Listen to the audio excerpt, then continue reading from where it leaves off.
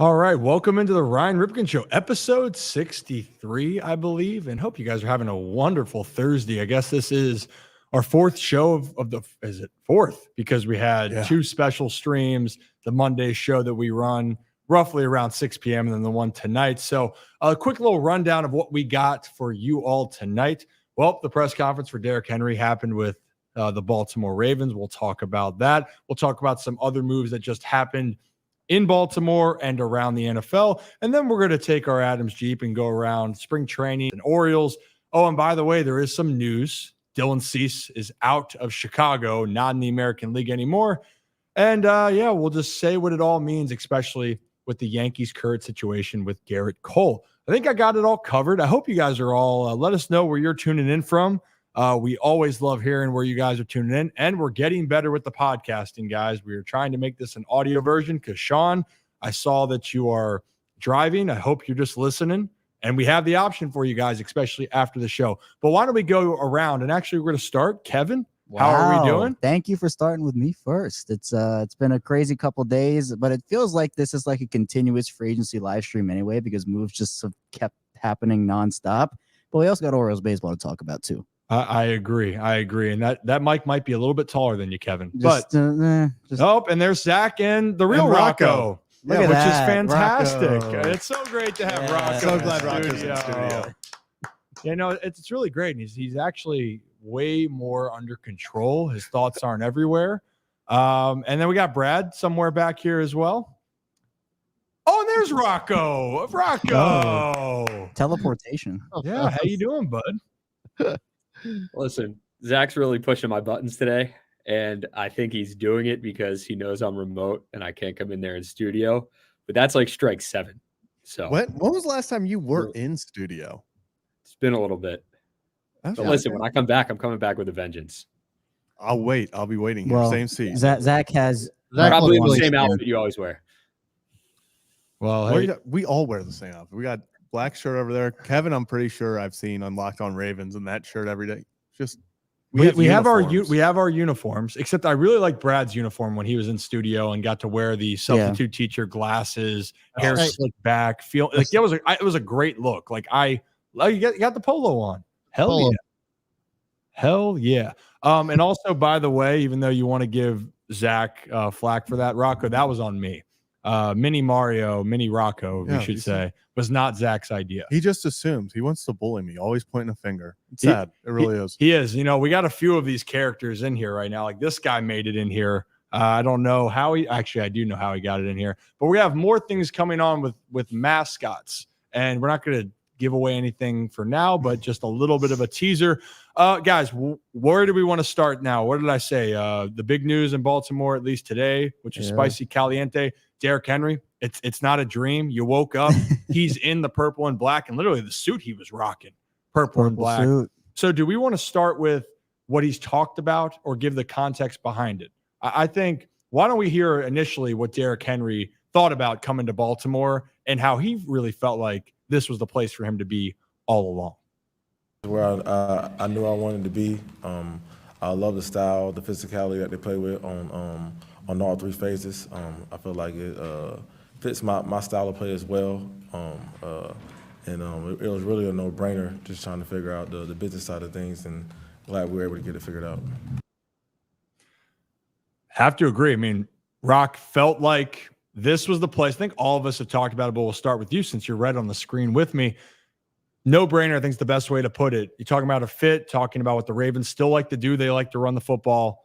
You get the best running back that the NFL has had over the last 5 years.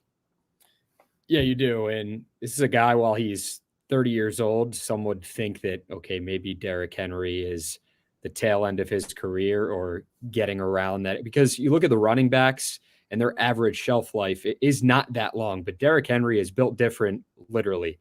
This guy's a monster, goes by the nickname El Tractorcito. Which means, what is it, Kevin? Little tractor, even though he is not a little tractor at all. He's a big tractor. A little tractor. Yeah. He's a big dude. He's physical. And he's a guy that is a nightmare for defenders to tackle. I mean, the Ravens dealt with it in the past, and you saw that. It's a guy when he's running downhill, when he really gets a full head of steam, get out of his way. It's get off the tracks when the train's coming through with Derrick Henry. And he's a guy that finished second in rushing yards last season. He still had double digits as far as rushing touchdowns go. He had 12. And one of the biggest stats I like for Derrick Henry, 0 fumbles last season, and that's a big one. But this is a perfect fit, having him here in Baltimore, a team that prides itself on the run game and a team that wants to beat you up on the ground. So Derrick Henry to the Ravens, I think it's a great fit for both sides. We're going to see how it pans out this season in 2024. Yeah, I think it's something that obviously people are aware that is Derrick Henry going to be the same guy that he was down in Tennessee. We don't know exactly, but what we do know, every time he's been on the field, except the one real year he's been injured over the last 6 years, he's been dynamite. He's been consistent. He gets in the end zone and wears down teams. I don't see that changing if Derrick Henry's healthy. I'll be completely honest.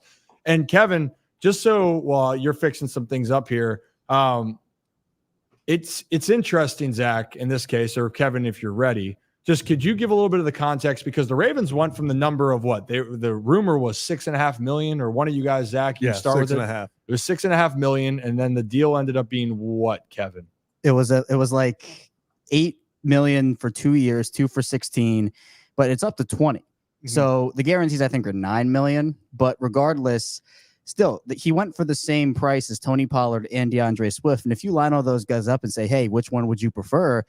Not that Tony Pollard and DeAndre Swift are bad players, but I mean, I'm taking Derrick Henry 10 times out of 10 there. And we saw Saquon got 13 million. Josh Jacobs got 12. So you can call it a bargain deal for someone who, even if he isn't the prime, 2019 offensive player of the year, Derrick Henry we saw, he still to me is one of the top 5 running backs in the league. And it's not really close. Yeah. I think that's just what he still is. And imagine now back in Tennessee, it was, take pressure off of Ryan Tannehill, which we had this debate before of, I thought Tannehill's always been solid, but it does help when you have a running back where all the pressure is on Derrick Henry to break through the heavy boxes, right? Well, now you have Lamar Jackson, hopefully when Keaton Mitchell gets healthy, and now you have this group of skill players on offense where they can't just focus on stopping Derrick Henry. Oh, and then by the way, you need short yardage, you need a big moment. You have the biggest dude at running back, Zach, now that's going to be bulldozering, and he's going to have a guy like Patrick Ricard leading the way. Yeah, and I think it's really funny when people have talked about, has Derrick Henry slowed down? What kind of Derrick Henry are we getting? Are we getting this monster, can carry this team through the playoffs type Derrick Henry? Are we getting a older Derrick Henry? Week 18, Derrick Henry hit, it was over 21 miles an hour. It was the second fastest he has ever hit in his career in his most recent game played. So if you're worried about Derrick Henry losing a step, we now have the statistics that say he is in as great a shape and is as good as he is going to be. And I think it does add that different element because he is such a massive human and so powerful. But like John Harbaugh said in the press conference today, the defense for Derrick Henry starts in the A gap, but it doesn't end in the A gap. He can beat you in the A gap all the way out to the edge. If you let him get outside of you, he will take it 90. We've seen him go 99 yards to the house against the Jaguars while stiff arming guys for 85 of them. So this is just an athletic freak. These guys don't grow on trees. That's the biggest thing. This is not, you see a lot of other top running backs and, the way they're built or something, they're really good at one thing or the other. Derrick Henry has that special combination where he is just so freaking good at all these aspects of football. Yeah, it's called being good at football. Good football player. Yeah. Really good football player. Some would say, hey, Rock, because Khan was asking this question, how many games has Derrick Henry actually missed? Just curious. You have that number for us? I don't have the exact number of how many games he's missed, but I do have the number of how many games he's played each year. And he's played 15 plus games, 1, 2, 3, 4, 5, 6, 7, 8. So he's played seven of the 8 seasons in the league. He's had 15 plus games he's played. So that's a big stat to look at, the health, the stability. The Ravens running back room has struggled with that, especially over the last couple of years. So to bring in a guy who has that record of staying healthy, being able to maintain his size, his ability, and to stay on the field, that's a big, huge factor for the Ravens. And he's a big dude. So bringing him in here, the health factor, his ability to run the ball the way he does, I mean, they just got a double whammy, as you would say, with this guy bringing him here to Baltimore. Oh, we need that on. Oh, yeah. That'd be so big. Whammy. Whammy. Do we know what we're talking about for a second, though? Yes. I know what you're talking about. Yes. No, do you understand the reference, Kevin? No, I know the game show though. Okay, that's not what we were talking about. Talladega Nights. Oh, no, Wait, no, but similar actor, Rocco, you know this. What's ain't that funny? Right? Rocco was just laughing, and then Did you say the whammy reference? Yes, do you know which whammy reference in a movie? Whammy. Yeah, of course. It's Anchorman. Thank you. Oh Thank my you. God. I've only seen the second one. Champ Kind. You've only But seen the we have second listen, we're 30. We have 2 children on the show sitting basically next to each other in the side by side. So it's a generational thing. I bet if they saw it on TikTok, though, they'd know exactly what we were talking about. Oh, sugar. Okay, Kevin, you had something to say. I'm going to forget that you've only seen Anchorman 2, which is just never mind. that Go is ahead. crazy. Yeah, I don't know how it happened. But with Derrick Henry, going off what Rocco said, what's even more impressive here is Derrick Henry has averaged 250 carries in every single season. Now, it hasn't distributed out that way, but 8 seasons, he's averaging 250 carries per year.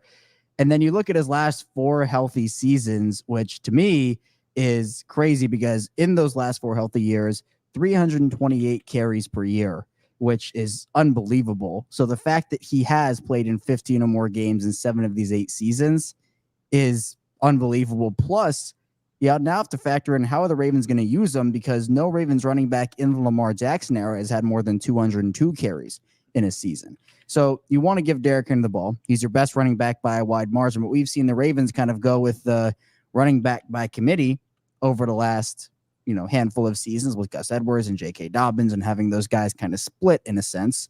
So it's going to be a matter of how many times do you want to give Derrick Henry the ball. Of course, you want it in his hands as many times as you can, but you also want to keep him as fresh as you can for later in the year, and obviously, hopefully, for a playoff push. Another thing that I think is not being talked about enough about Derrick Henry is I only have the stats from 2022. I couldn't find last year's stats. He was the 7th best pass blocker as a running back in 2022 of Pro Football Focus.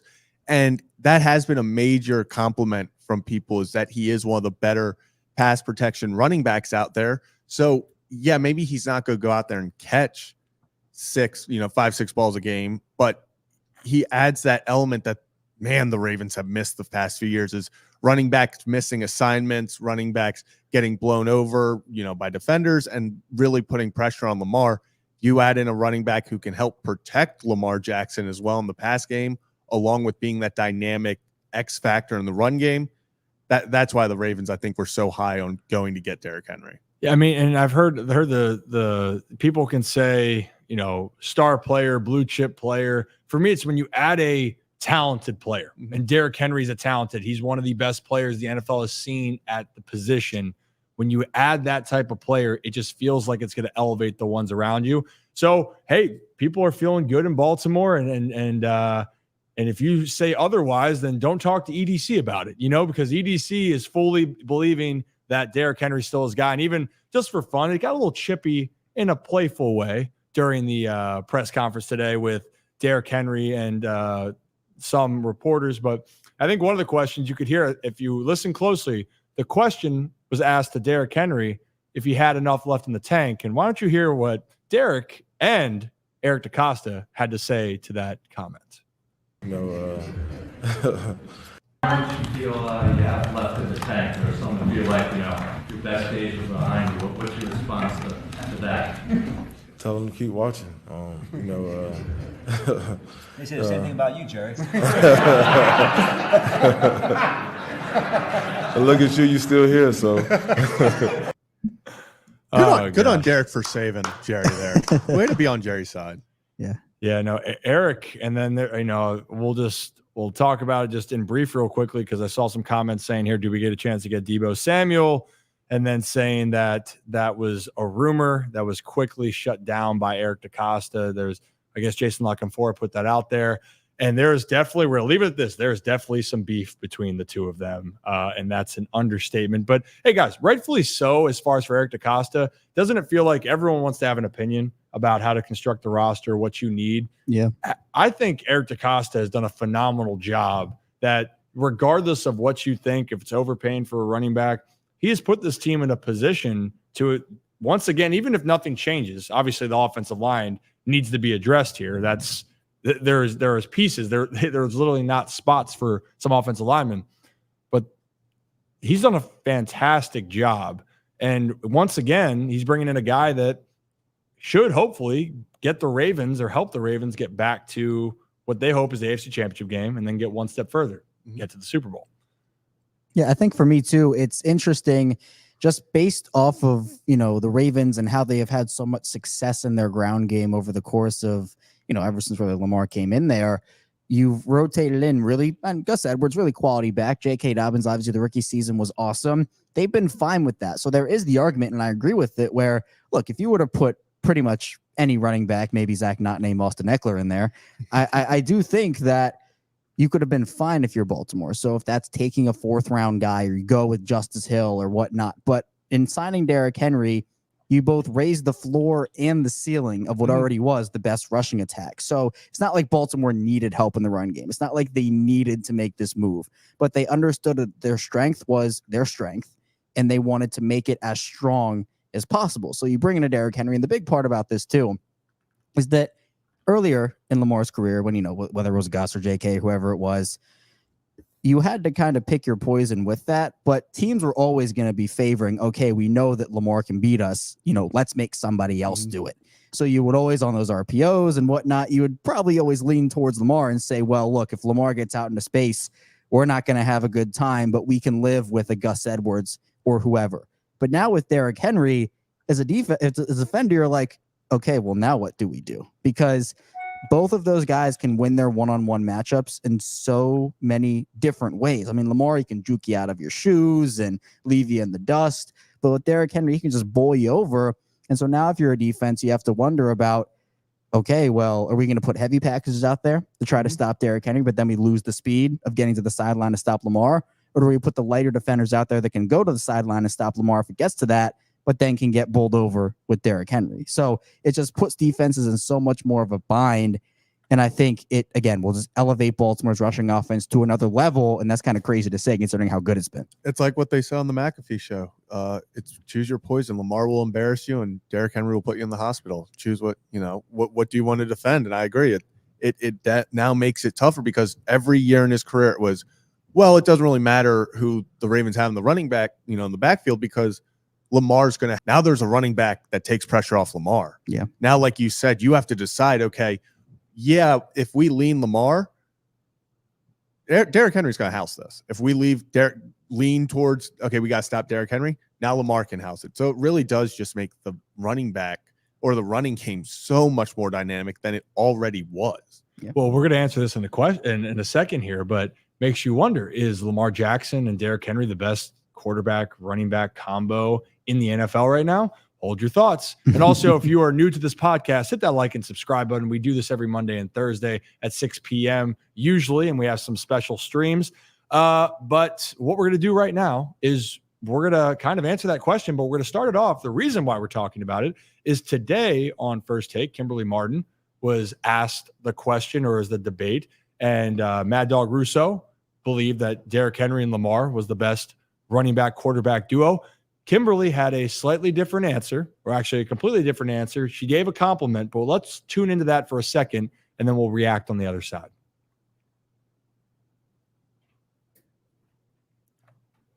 And we'll react on the other side if I can find this thing. Here's There why. it is. Because who's going to be more motivated than a running back who felt like he wasn't loved? Imagine you're saying, I want to be here. I love you. And the person is like, yeah, we love you too, but yeah, this time has run its course. And then somebody next door is like, hey, come over here. We got you. Look at this roster. Look at this team. Look at these weapons. You're going to be loved here. And the Eagles gave him the money to show these guarantees say how much we value your skill set. The skill set that they value is the fact that he is a home run hitter. This is a guy that averaged almost 100 scrimmage yards per the Giants. Doggy, you know what the Giants' O-line has been looking like the last. And the Eagles have a good one, as Tom said. So when you think about, I understand Derrick Henry, you're going to pair one of the strongest, most physical running backs in the game to Lamar Jackson, one of, if not the best running quarterback of all time. Debate, there's a debate there. But I get why Baltimore would be your choice. But if you thought for a second longer, you would say Jalen Hurts, Saquon Barkley, strongest quads in America together, right? Paired with, as Dominique said, A.J. Brown and Devontae Smith. And we never talk about Dallas Goedert. Yeah. We've forgotten about him because, exactly, and the Eagles have so many weapons that where's the weakness on that team? All right, I think that's a good place to stop right there. I'm still tempted. Nope, it's off. No, it's back on. But it's so interesting. I mean, very good points. Offensive line is way better on the Eagles than it is the Giants. That is not a debate. He definitely is feeling more of the love. Literally, you just got paid $37.5 million over 3 years, and the Giants just were coming off a year where they gave him the, franchise tag amount, or it was a 1 year, $9 million deal or something like that. So obviously he's feeling pretty good. I don't know, but I know Baltimore fans are going to have a bias, but I think because of the level that Lamar Jackson plays at, and that's no knock to Jalen Hurts, but Lamar Jackson's a 2-time MVP. Who wants to start with this conversation here? Do we go start with Zach over here? Yeah, I'll start. Who are you taking? I mean, it's tough. Like you said, I'm going to be biased and lean the Ravens, but I definitely see, I think that dynamic wise, I think Saquon and Jalen Hurts, just because of everything that Saquon can do. And he's a pass catcher. He's a running back. Like he does things that Derrick Henry doesn't in the passing game. But I think Lamar Jackson brings more than Jalen Hurts does. So I'm going to give the edge to Baltimore because I think Henry and Saquon are very close. Obviously, Lamar and Hurts are very close, but I think Lamar has a bigger edge on Jalen than Saquon does at Derrick Henry at this time. Yeah. Even if you want to rank Saquon ahead of Derrick Henry, I mean, I understand, but I agree with Zach where, I mean, Lamar to me is, he's that much better than Jalen, where I think that gap is bigger than the gap between Saquon and Derrick Henry. And I think, look, if you're ranking 1-2, I think it's Lamar and Derrick Henry, and then a very close second is Jalen Hurts and Saquon Barkley. But I think that, you have to just think about the gravity that all these players have too. I think with Lamar, he just provides so much gravity. Derrick Henry does the same thing. And I'm not saying Jalen Hurts and Saquon Barkley don't provide gravity. I think Saquon would have been awesome next to Lamar, right? He provides gravity too. But in my opinion, what I'm interested to see how it all comes down to, it's honestly going to come down to the offensive lines and how those guys block for those players, because they can make that stuff happen on their own, but it all starts up front for me on the offense. Yeah. Hey, great. Give offensive lineman, give them a round of applause for a second. O-lineman needs some love. Exactly, because they do a lot of dirty work and long snappers. And long snappers. That's right. Snappers too. Especially future Pro Bowlers. Yep. Yes. Future Pro Bowlers. Nick Moore, 2024 Pro Bowl. It starts now, the campaign. But in all seriousness, you're right. If you don't got the holes opening up and there's constant pressure in the backfield, kind of hard to make something of it. Hey, Rock, can we bring Rocco back in for a second? Where is, not mini Rocco, though. We want the real Rocco coming back up. There you are, Rocco. Any thoughts, concerns, or are you considering any other duo to be ahead of the two that were just mentioned? Nope. No, I think you could throw a third duo in there, but not in the realm necessarily right now that a Saquon Barkley, Jalen Hurts, and a Lamar Jackson, Derrick Henry, that duo, what they bring to the table. And that third duo, just to keep on the radar this season, is a Joe Mixon, CJ Stroud duo, because I think that is a duo that is, keep an eye out on that duo in the AFC and what they're going to bring to the table, because CJ Stroud's one of the best young players in the league. But as far as the conversation goes of who is the best duo right now, running back, quarterback, and, people might say, oh, this is the homer answer, but it's not in my heart. It's Lamar Jackson and Derrick Henry, and much to what Kevin said, Saquon Barkley and Jalen Hurts, I'd put them a small, I guess, gap behind where Lamar Jackson and Derrick Henry are at, because Saquon Barkley, you can say, okay, he's the more dynamic back as far as what he can do out of the backfield, but Derrick Henry is a different animal. He's a different beast. And there's only one Derrick Henry. Guys can catch passes out of the backfield, do their thing, have the quads, have the quickness that Saquon Barkley has, but Derrick Henry not only has power, he has quickness as well, and he has the nastiest stiff arm in the league. Lamar Jackson's a 2-time MVP. What those two bring to the table right now at this point in their careers, it is the best duo, running back, quarterback wise, in the National Football League. And I truly believe that in my heart. But for the Ravens, Kevin talked about it. Zach touched on it as well with the offensive line. It's not really a question or concern of will the offensive line be okay. You look right now and John Simpson, Morgan Moses, both going to the Jets. You lose one of your starting guards and one of your starting tackles from this past season. Eric DeCosta will find a way, and John Harbaugh will find a way to put the best guys in the best position possible to block up front. Oh, and on top of that, you have a Pro Bowl fullback that weighs, I think, 300 pounds in Pat Ricard that will be blocking as well. That's the hope, at least. So I think the Ravens are really well set up going forward. It'll be interesting to see what they do on the offensive line, who they bring in, who they re-sign, and what they do. But as far as that 1-2 punch goes, man, as dynamic as they are and what they bring to the table, they're at the top of the list right now in the NFL. It's Lamar Jackson, Derrick Henry. Well, and if any team, the other teams would all take these duos, right? It's for sure. But the thing that I want to at least touch on, a question that was, or a comment that's being brought around was, what about Brock Purdy and CMC, right? Yeah. You know, 2 MVP candidates. What's going on there? I think that people are still not sold on Brock Purdy. I mean, some of them are in this room right now still, but in general, Christian McCaffrey, I think he is the all-purpose everything. I think he's better he's number one. Consensus number one back. Mm-hmm. We're not changing that right now. But the list, it's a great list. It's a good conversation. And I'm really curious about the CJ Stroud, Joe Mixon, because I think that Stroud is going to take another step. And Joe Mixon, it might not look pretty. It's not always pretty with him, but he's a good, solid player. I'm not saying the dynamic level, but talking about consistency being out there, Mixon's done it the last few years of just being out there. So time will tell on that. Since we talked about it, let's jump into quickly about the Ravens did lose some players, Morgan Moses and John Simpson, both going to the Jets, both for picks. And actually one to play a little, because if I'm not mistaken, Kevin, Morgan Moses was traded for a couple draft picks. Yeah, pick swap and another pick. Yep.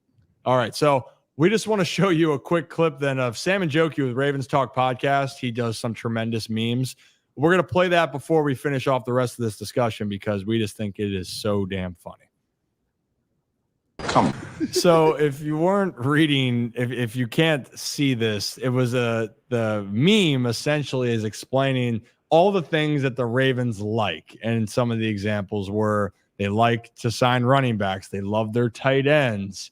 They dynamic quarterbacks, and they don't like trading draft picks they don't specifically like to give up comp picks. So yeah, it is fantastic. We love Sam and Joku, friend of the show, friend of the program. But let's actually, it is a point right now though. The offensive line for the Ravens, a little bit barren, both going to the Jets. But I feel pretty confident that Eric DeCosta has a plan there. I think that everything's going to work out. The draft is so deep. Always is, especially with offensive linemen. But right now, the only two that are under center at the moment, that are going to be on the field when Lamar goes under center, is Tyler Linderbaum and Ronnie Stanley, who, do we have the exact restructure amount? I was a question earlier. I don't think so. I don't think we have it yet. Okay. Well, so we'll get Kevin Oyster Striker on that just in case. I'll be on the case. Yeah. And if not, Kevin, well, you're fired. We might just throw you in that trash bag. You'll replace me with Mini Rocco. Yeah. By the way, we got to move that trash bag at some point. But can you fit in that? You could. Yeah, he could. Oh yeah. Without a doubt. Yeah. We could fit 2 Kevins in that. Yeah. No, maybe not 2. It's an industrial sized bag, Kevin. Come on. You're a good kid, Kevin. We can try it out once we hit a certain number of subscribers. Oh, we might try it out by the end of this damn show. Does Kevin fit in the bag? Yeah. How small of a bag can Kevin fit in? You know what's so on brand? Zach wearing the serial killer glasses, talking about putting people in trash cans. It's just Rocco, how about you show up to the studio? Just like it's just on brand, man. Rocco's not gonna know where to show up for the studio. He's gonna have to put in ways. I did. You know what popped up on my timeline, wildly enough, was when you put out Rocco highlights a couple months ago. F it, Rocco to Sangro highlights. America's favorite pastime.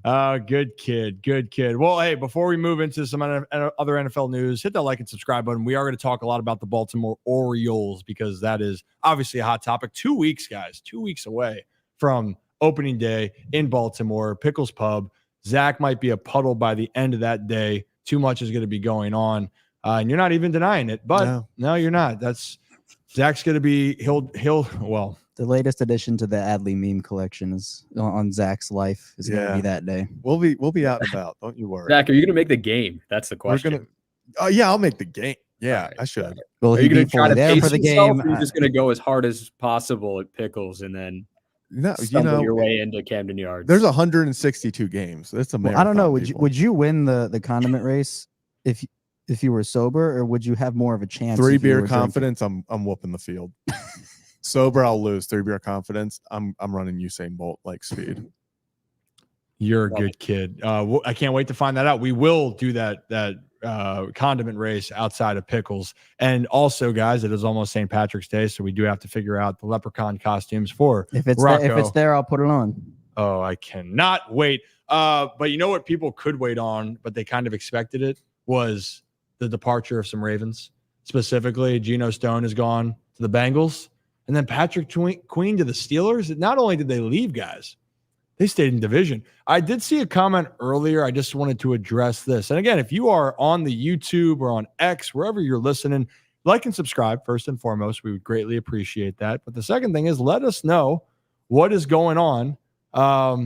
Actually, before we do that, Brad, can we just get a quick poll before I dive into this subject real quickly?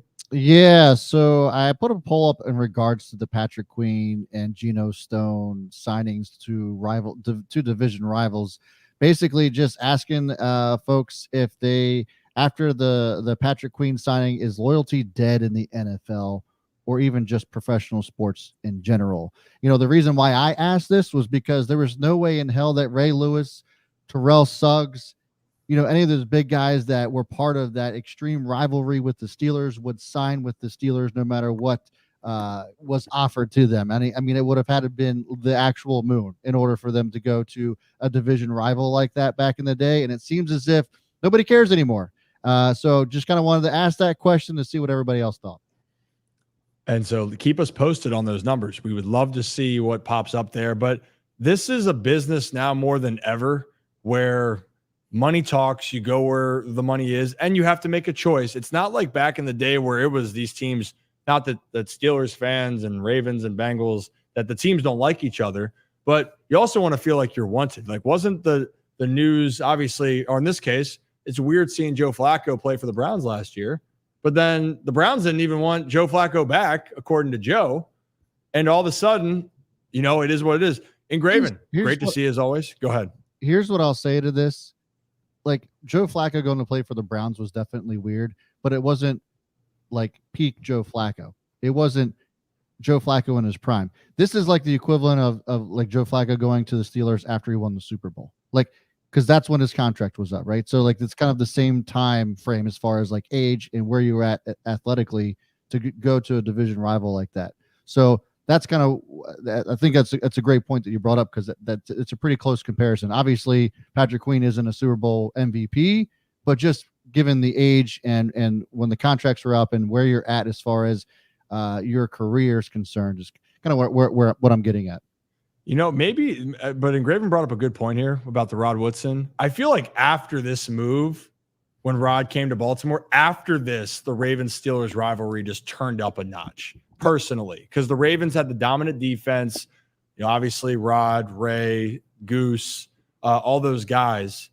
But then after that, it felt like in the early mid-2000s, it just got bitter. It got personal.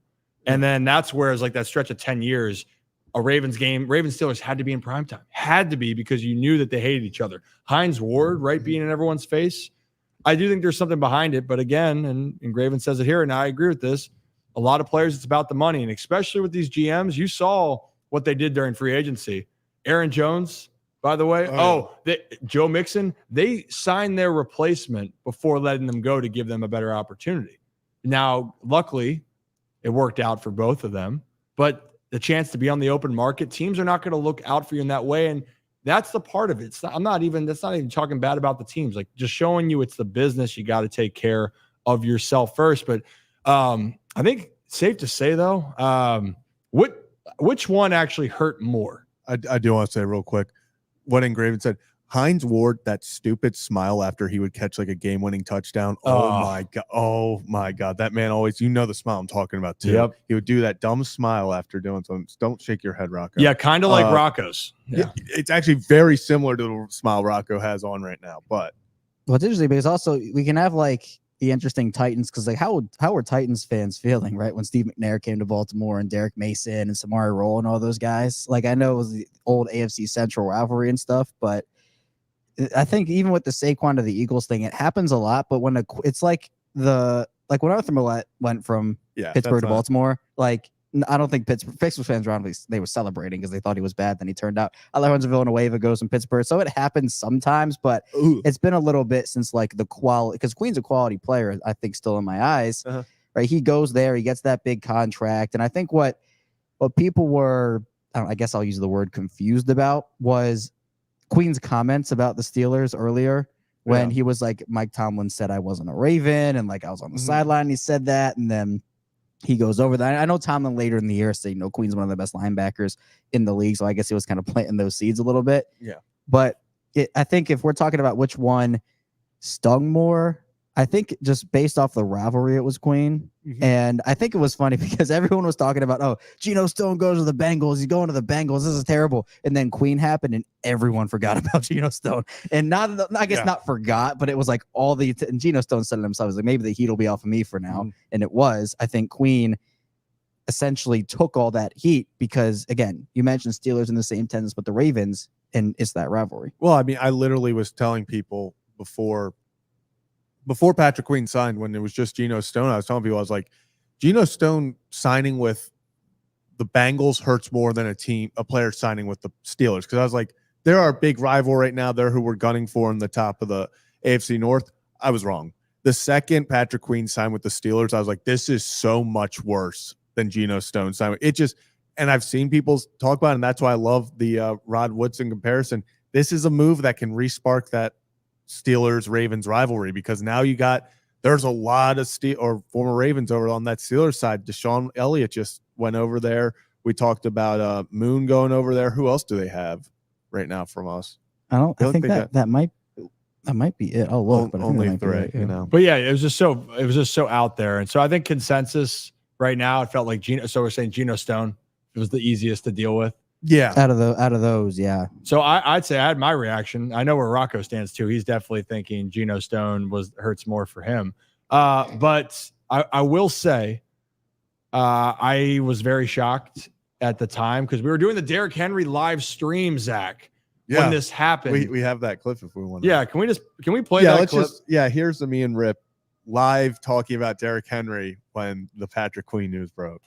We've seen a specimen like Derrick Henry in some time, maybe ever in the league. That's maybe bold of me, but I'll be recently. What happened? You could share if you want, but anyway. I don't think that's the right clip. Oh, nice, man. No, you had more than one job. Yeah. Okay. Well, if you do find that again. Yeah, let me get it. Other clip. Goodness gracious. Here it is. You're letting Rocco get all the glory. And rightfully so, though. Rocco hasn't messed up the videos yet. Granted, he hasn't blocked anyone yet. No, not yet. Joe did ask when he was getting blocked this show. And if you're just tuning in to the Ryan Ripken Show, hit that like and subscribe button. We do this every Monday and Thursday, usually around 6 p.m. We might be changing our timing potentially just because of the upcoming Orioles season. And we want to make sure that we can maximize content and also be able to have a flexible enough schedule to do other, obligations. Specifically for me, I will be doing some pregame, especially the home games, pregame down at Pickles Pub. Come say hello. And then I'll be with Rocco talking shop in studio. So, that's kind of the plan for now. And some other little news around then as we look around the rest of the NFL as a moment. Patrick Queen, I thought was a great signing. Rock for the Steelers was fantastic. Is there another signing out there that kind of like flew under the radar for anybody? Oh, we have the clip now? Yeah, we got okay, well, finally. Rocco, to save it, I want to hear what your opinion is on best free agent signing. You think it's under the radar, but here's Zach and I's reaction now to the Patrick Queen. Chiefs ran the ball. The 49ers ran the ball. I know people were talking about the Ravens in the playoffs. Oh, my God. Patrick Queen just signed with the Steelers. No, he did not. No, he did not. Yeah. No. No, Zach. 3 years, $41 million. Are you Zach, you better pull it up, or I'm not going to believe you. I'm not going to believe you. Do not fuck with me. I do want to say something real fast. Right here, this spot, me checking my pulse, like me trying to keep it together, like holy crap, he just signed with the Steelers. I noticed that afterwards. So that was a horrible time. But I'm glad I'm glad we were live because it was a great reaction. You see my soul. I think someone said over here, you could like see my soul leave my body when I read to the Steelers. I could not believe it. Yeah, the thing is, I'm actually genuinely happy for Patrick Queen. I really am. Like he got the bag. He played himself into the contract over the last couple seasons. Super happy for him. Nothing personal. Just the shock of it was like Derrick Henry, Raven, awesome. Patrick, go anywhere else. Just go anywhere else except the Steelers. I mean, Mike McDonald's all alone out there, guys. Yes. He has not brought, I think, one coach or player over. Like, do you understand? He's on the West Coast. He's by himself. Mm-hmm. You know, maybe he has his family there, but that's irrelevant. He needs some guys there. Why not go stay with him out there in Seattle? Mike's lonely. It was funny because like 2 minutes prior to that news breaking, me and Rip were talking about Patrick Queen talking to the Panthers, and we were like, I would hate to see him have to, go chase a bag and play for the Panthers and all this. And then right after the clip ends, I just go, wish he would have signed with the Panthers. Yeah. I wish he would have. It would have made it so easy to root for him. My favorite part of that clip was Ryan being like, Zach, no, you're lying. Stop. And Zach's just like, I don't know. I was still trying to process. I was still in panic. I was like, there's no way this just happened. Yeah.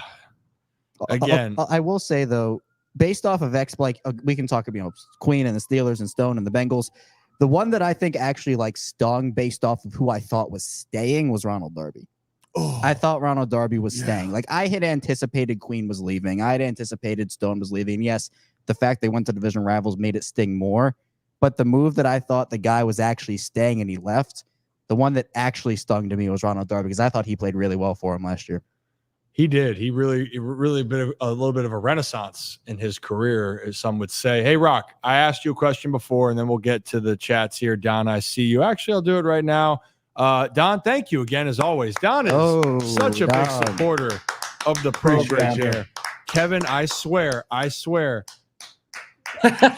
my God. Oh, Kevin. goodness, It was like that was like the Gator Chomp, man. That was.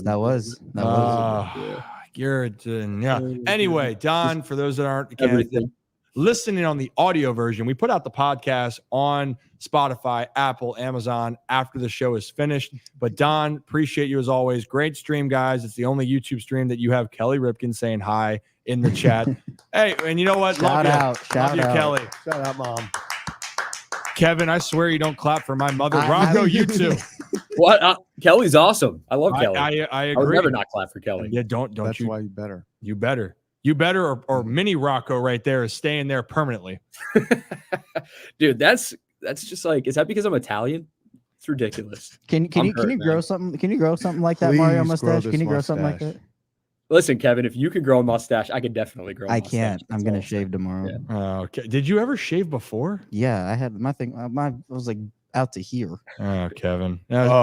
We gotta talk about the suit real quick. Suit was sick. Yeah. The suit was. Do we have the clip on the story? Or Yeah, let me do some work real quick. Okay. Because I think everybody assumed that. That's fantastic. Come on, like. As for those that can't see, Mario was like he's like a good like 5'10", I think. What? Like video game form. Mario is 5. Oh, hold on. Yeah. I'm gonna fact check. I say I have 5'10" on my license. I'm probably not. I think I faked that. So you faked it?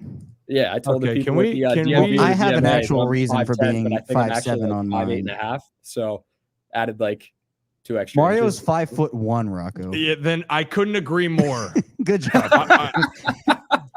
Said Mario's 5'10" on opposite day too. Yeah, there you go. Exactly. Well, now Luigi is 5'9". So whoa, there was that big of a height difference? I guess. Wait, sorry. Can you repeat that for our listeners? How tall is Luigi? I didn't know that. Luigi's 5'9". There's actually a full like Mario. News. There's a full height chart. Okay, hold up. Tallest. Who's getting rebounds? This one is wrong. This has Mario. Hold on, I'll find a real one. But This one is wrong. This is aren't these made up? Here we go. All right, Mario's 5'1", Wario is 5'7". Waluigi's Wario's 7'1". Whoa. Waluigi's 7'1". Waluigi's 7'1". Bro, we got Victor Wembanyama out here on the Mario Kart. It's really it's Victor Waluigi. So Waluigi's taller than Donkey Kong. Donkey Kong on his knuckles is only 6'1", but apparently Dude, I had no people clue don't know about his any of height this. when he's standing straight. People don't know Donkey Kong's height. I mean, I'm kind of pissed. You guys don't know your Nintendo characters. Bowser is 8'7". Toad is 3'5". Yoshi's Well, that's 5'9". definitely you. And speaking of Toad here, Peach is 6'1". here you are, Kevin. Oh, what? There you are. Yeah. There's Kevin. I need to dye my hair, don't I? Yeah, Dye there you my hair are. the blue. Not a Wait. So Rip, Bowser that's is a troll. That's a troll. Rip, Bowser's not 8. Toad. How Bowser's That's the same 8'7". and Oh. Peach is 6'1". okay. I think we missed something here. I Wait. think Bowser is just misunderstood. I think he's trying to build a basketball team, and that's why he keeps kidnapping Peach. All right, we're gonna have an impromptu here because the Mario starting 5. This I know Brad has a great poll as well. And actually, Brad, could you explain the poll and then we're gonna list our Mario starting 5? Because this is it's actually this conversation's actually pretty epic. But so while you guys are having this conversation, make sure you go to vote in the poll here on YouTube. Best cereal of all time. I know that there are tons of out there, but I'm only limited to 4. So I chose Frosted Flakes, Cocoa Puffs, Cinnamon Toast Crunch, and Golden Grams. We'll return back to that, but continue on. Golden Grams in the top 4. That's because that's my favorite cereal. That I make the polls. You do. Yeah. Anyway, That's not, like Brad. I love your polls usually, but like this is a little, Rock, go. There's no Captain Crunch. There's no Lucky Charms. Mario. Listen, I'm down to 4. I had 4. I mean, but like those are like the. So hey, let the group. I wasn't going to reveal this just yet, but we will. There is going to be a March Madness bracket that we're going to be setting up for next week. There's going to be way more cereals that are going to be involved in that. So, I mean, like, Rocco, thanks for Ramey's calling you out right now. Golden Grams is jail time. It should be at least. Like that's like that's Ramey just showed up to the show, so he can kiss my ass. But we're so happy he's here. We're so happy you're here because the Mario starting 5 might be the conversation. Where moves are mountains. Where are we getting these heights from? Because I'm at a place that says Mario's 5'8", and I'm not trusting that. I see a lot. I'm seeing 5'1" everywhere. Yeah. I have a chart here that says Bowser's 8'7". By the way, send the link to the chat. People are voting Golden Grams, by the way, just so They are hell. Golden Hell, hey, you know your audience, Brad. You really do. Revenge. It's a revenge tour for Golden Grams. Okay, so why don't we? Captain Crunch, I see it. Hey, Nancy. Yeah. Yes. Oh my Captain God. Crunch. Mom, Yes. Jesus Christ, Mom. Actually, no. That was a good answer, Mom. That was a good answer. Yeah, okay. yeah. Okay. We are getting. See, this is how the expression here by Ramey, the ... is kind of what's happening with our answers. We're trying to have 2 separate conversations at once. All right, let's go with the Mario starting 5 real quickly. Okay, let's start with that. And is that Kevin? Did you just put in the group I put it. Yeah, I put it. I can put it in the regular chat. I put it in the. Is that of the starting 5? That's the chart. Yeah. Oh, can we get the chart? Yeah. Yeah, let's get the chart. Are you gonna pull it up? Yeah, I'm pulling it up so everyone can see. I think there's some really good lists out here. We're gonna start here. Mario, Yoshi, Luigi, DK, Bowser. Waluigi is the 6th man. And granted, Waluigi is 7'1", according to our sources, according to this chart. 7 foot, 7 foot. Why did we not have this up earlier? So if you guys aren't watching this right now, I know listening's great. Do not watch and drive, but this is a phenomenal chart on YouTube here for videos. To go through the heights: Toad 6'5", Peach 6'1", Mario 5'1". Toad is 3'5". 3'5". Sorry, 3'5". Kevin's 3'5". Yes. Peach is 6'1". Mario's 5'1". Luigi 5'9". Bowser 8'7". Yoshi 5'9". Daisy 5'9". Baby Bowser 3'6". Wario 5'6". Waluigi 7 feet. Donkey Kong 6'4". That's Birdo. Birdo 5'7". You might be Goomba too, Kevin. Right. Goomba's 2'4", and Paratrooper is 3'10". So I have to. The more I stare at Yoshi, the more I just assume he has a nasty mid range. Like I feel like he's like a Sean Livingston, like keeps the mid range alive in the basketball league kind of thing. That's just kind of so he's my small forward.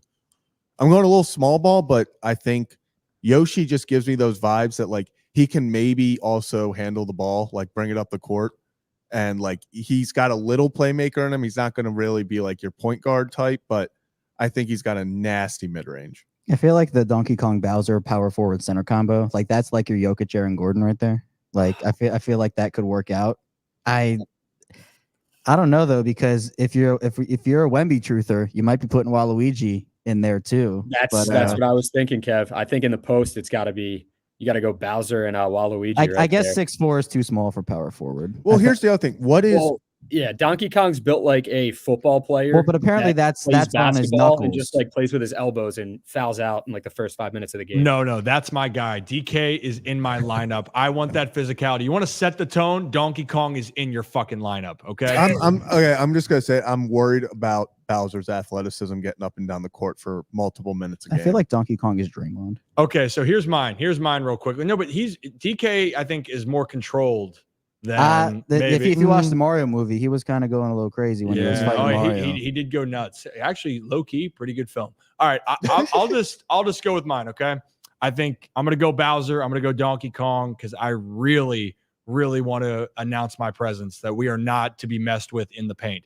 You want to come in there? This is 80s ball right here. You want to go into the paint? You're getting hit. Okay, so those two I'm gonna have because I think Mario is just all around a good player. He just does everything in all the Mario mini games. He's always well-rounded. Then give me Yoshi. I like Yoshi's. I agree with the wingspan. So we're going to go with that. And then, I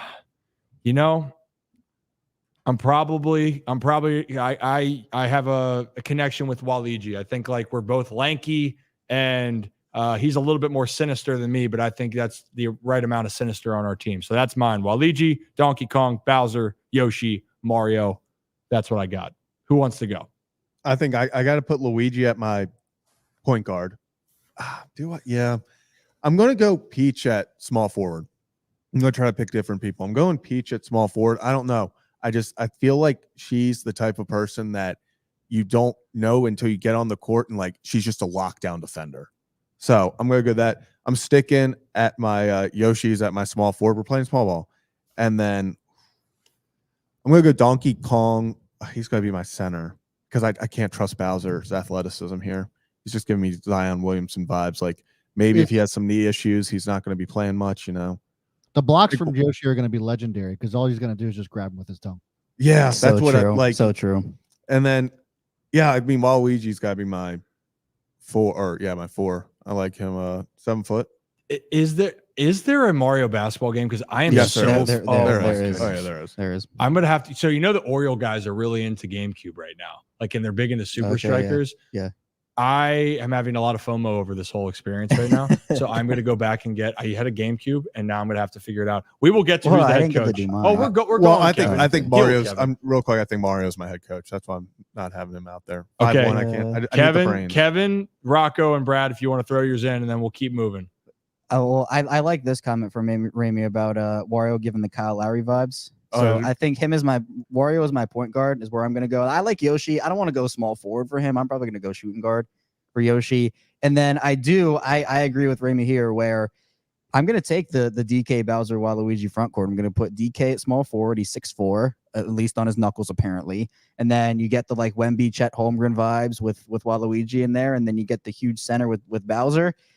I think we're cooking up there. I think we're going undefeated. Okay, Rock, what do we got here? Who's your coach? Birdo. Just for the vibes. Goodness gracious. Rock. I'm going to go the head coach is going to be Toad because shout out to all the short people out there. That's right. Oh yeah, that's right. You need like a short, fiery head coach. Sorry, Skeens is pitching a Holiday right now. We will talk about that upcoming here once we get through this. Let us know. On that in 2 seconds. But the front court would be. Let's see. We go Waluigi. I might go Donkey Kong and then Bowser just for the size and the physicality. And I think they could just move bodies out of the way. It would be insane. They'd be slow, but it would be. They'd be unbelievable in the front court. And then in the back court, I might throw in Peach, 6'1", underrated size right there.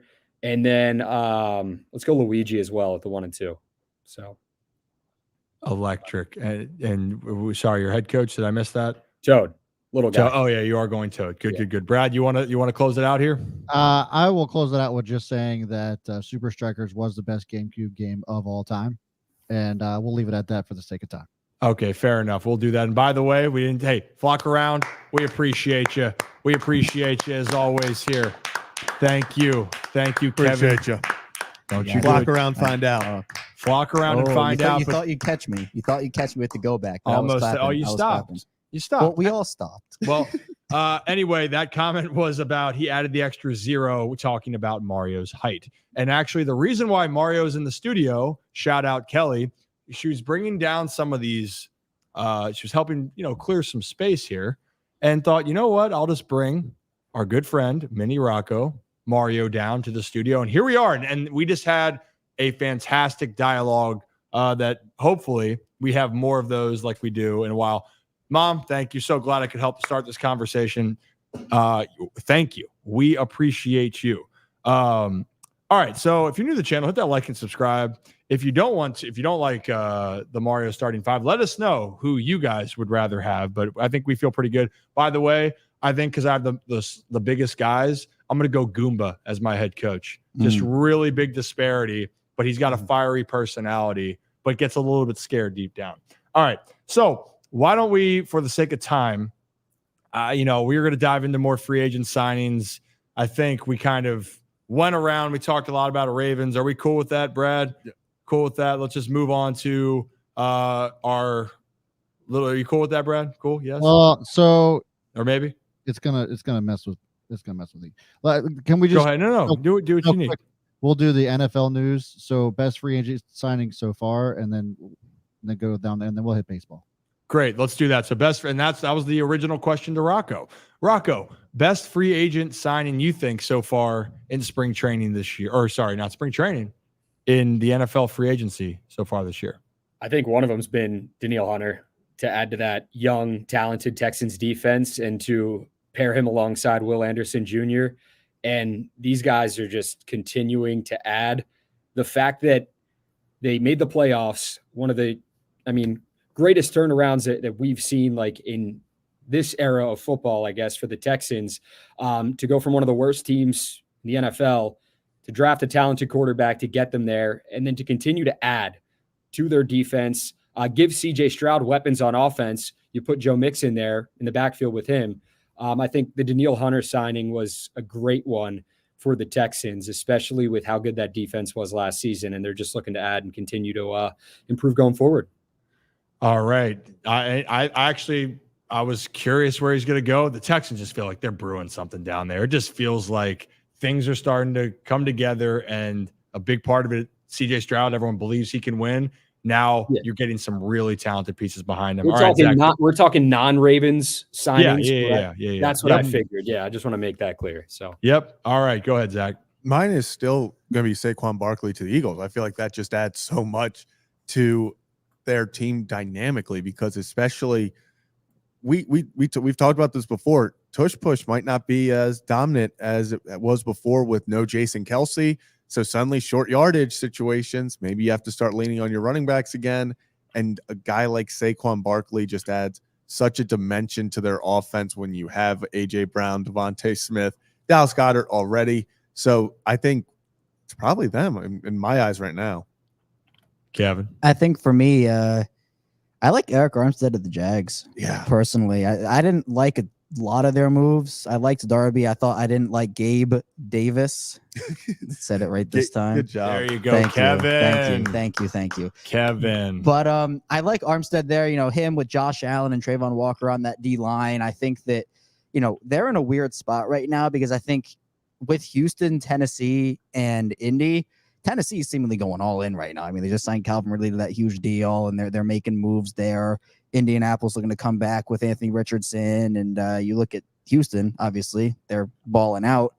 Jacksonville's in a weird spot because they didn't really do anything last offseason, and then they were just banking on growth, and it didn't work. They had the same record as last year.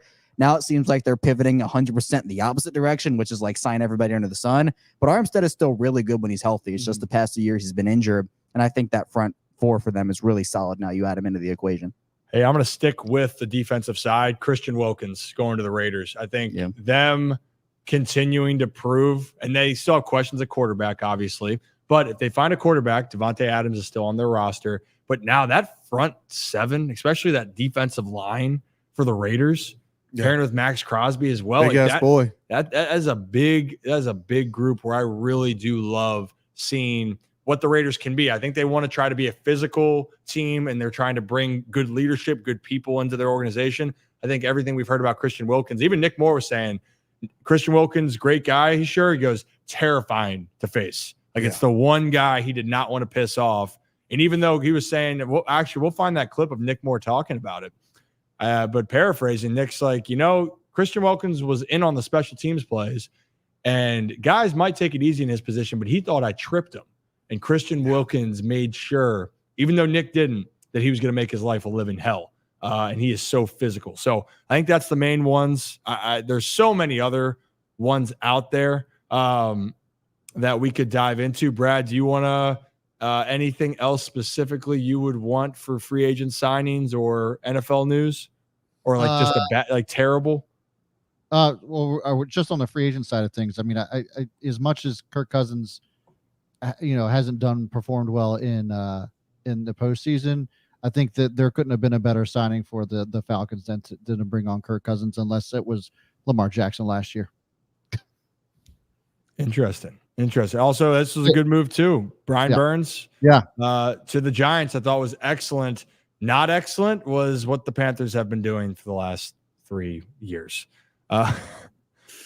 Houston says Rocco looks like he's preparing my latest tax return. Houston never ceases to amaze me with the comments. It's nice to have him back. Houston, I'm sorry I had you blocked on Twitter, man. I had no clue how that happened. I don't use the block button. I'll use the block button for one person. And who is that? In here, and it's Joe.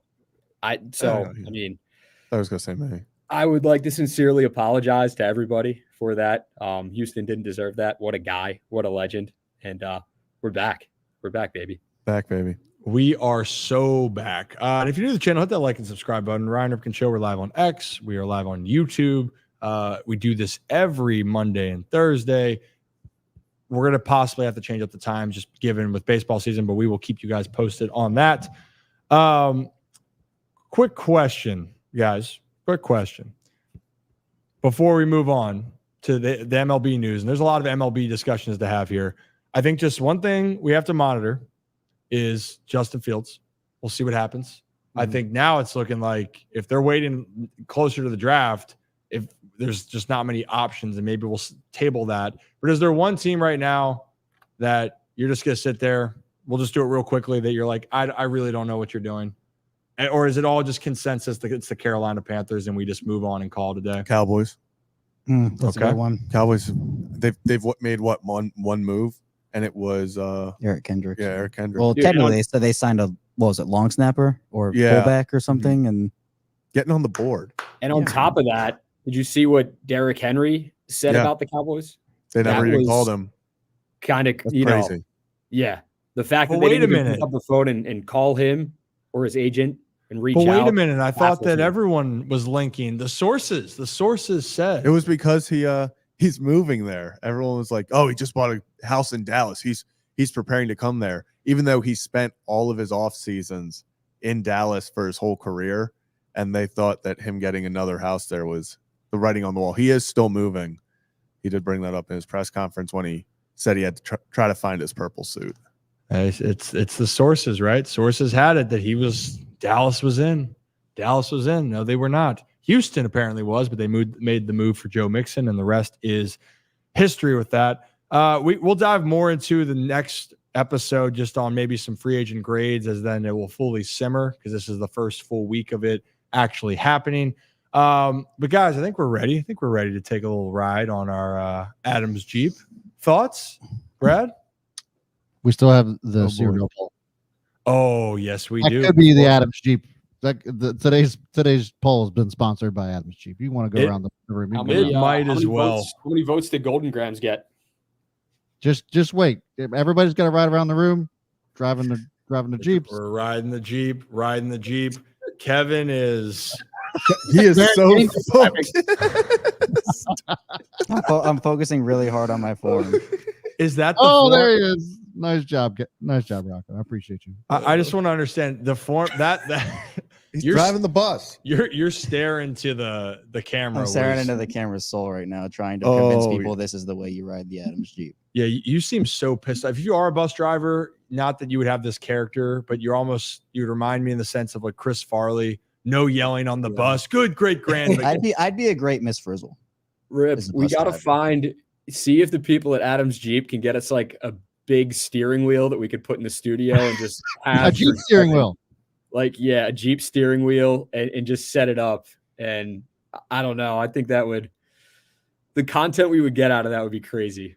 The amount of stuff that we're also, if you guys are curious, we'd love to hear this. We are putting together content for Rip After Dark. Look at this.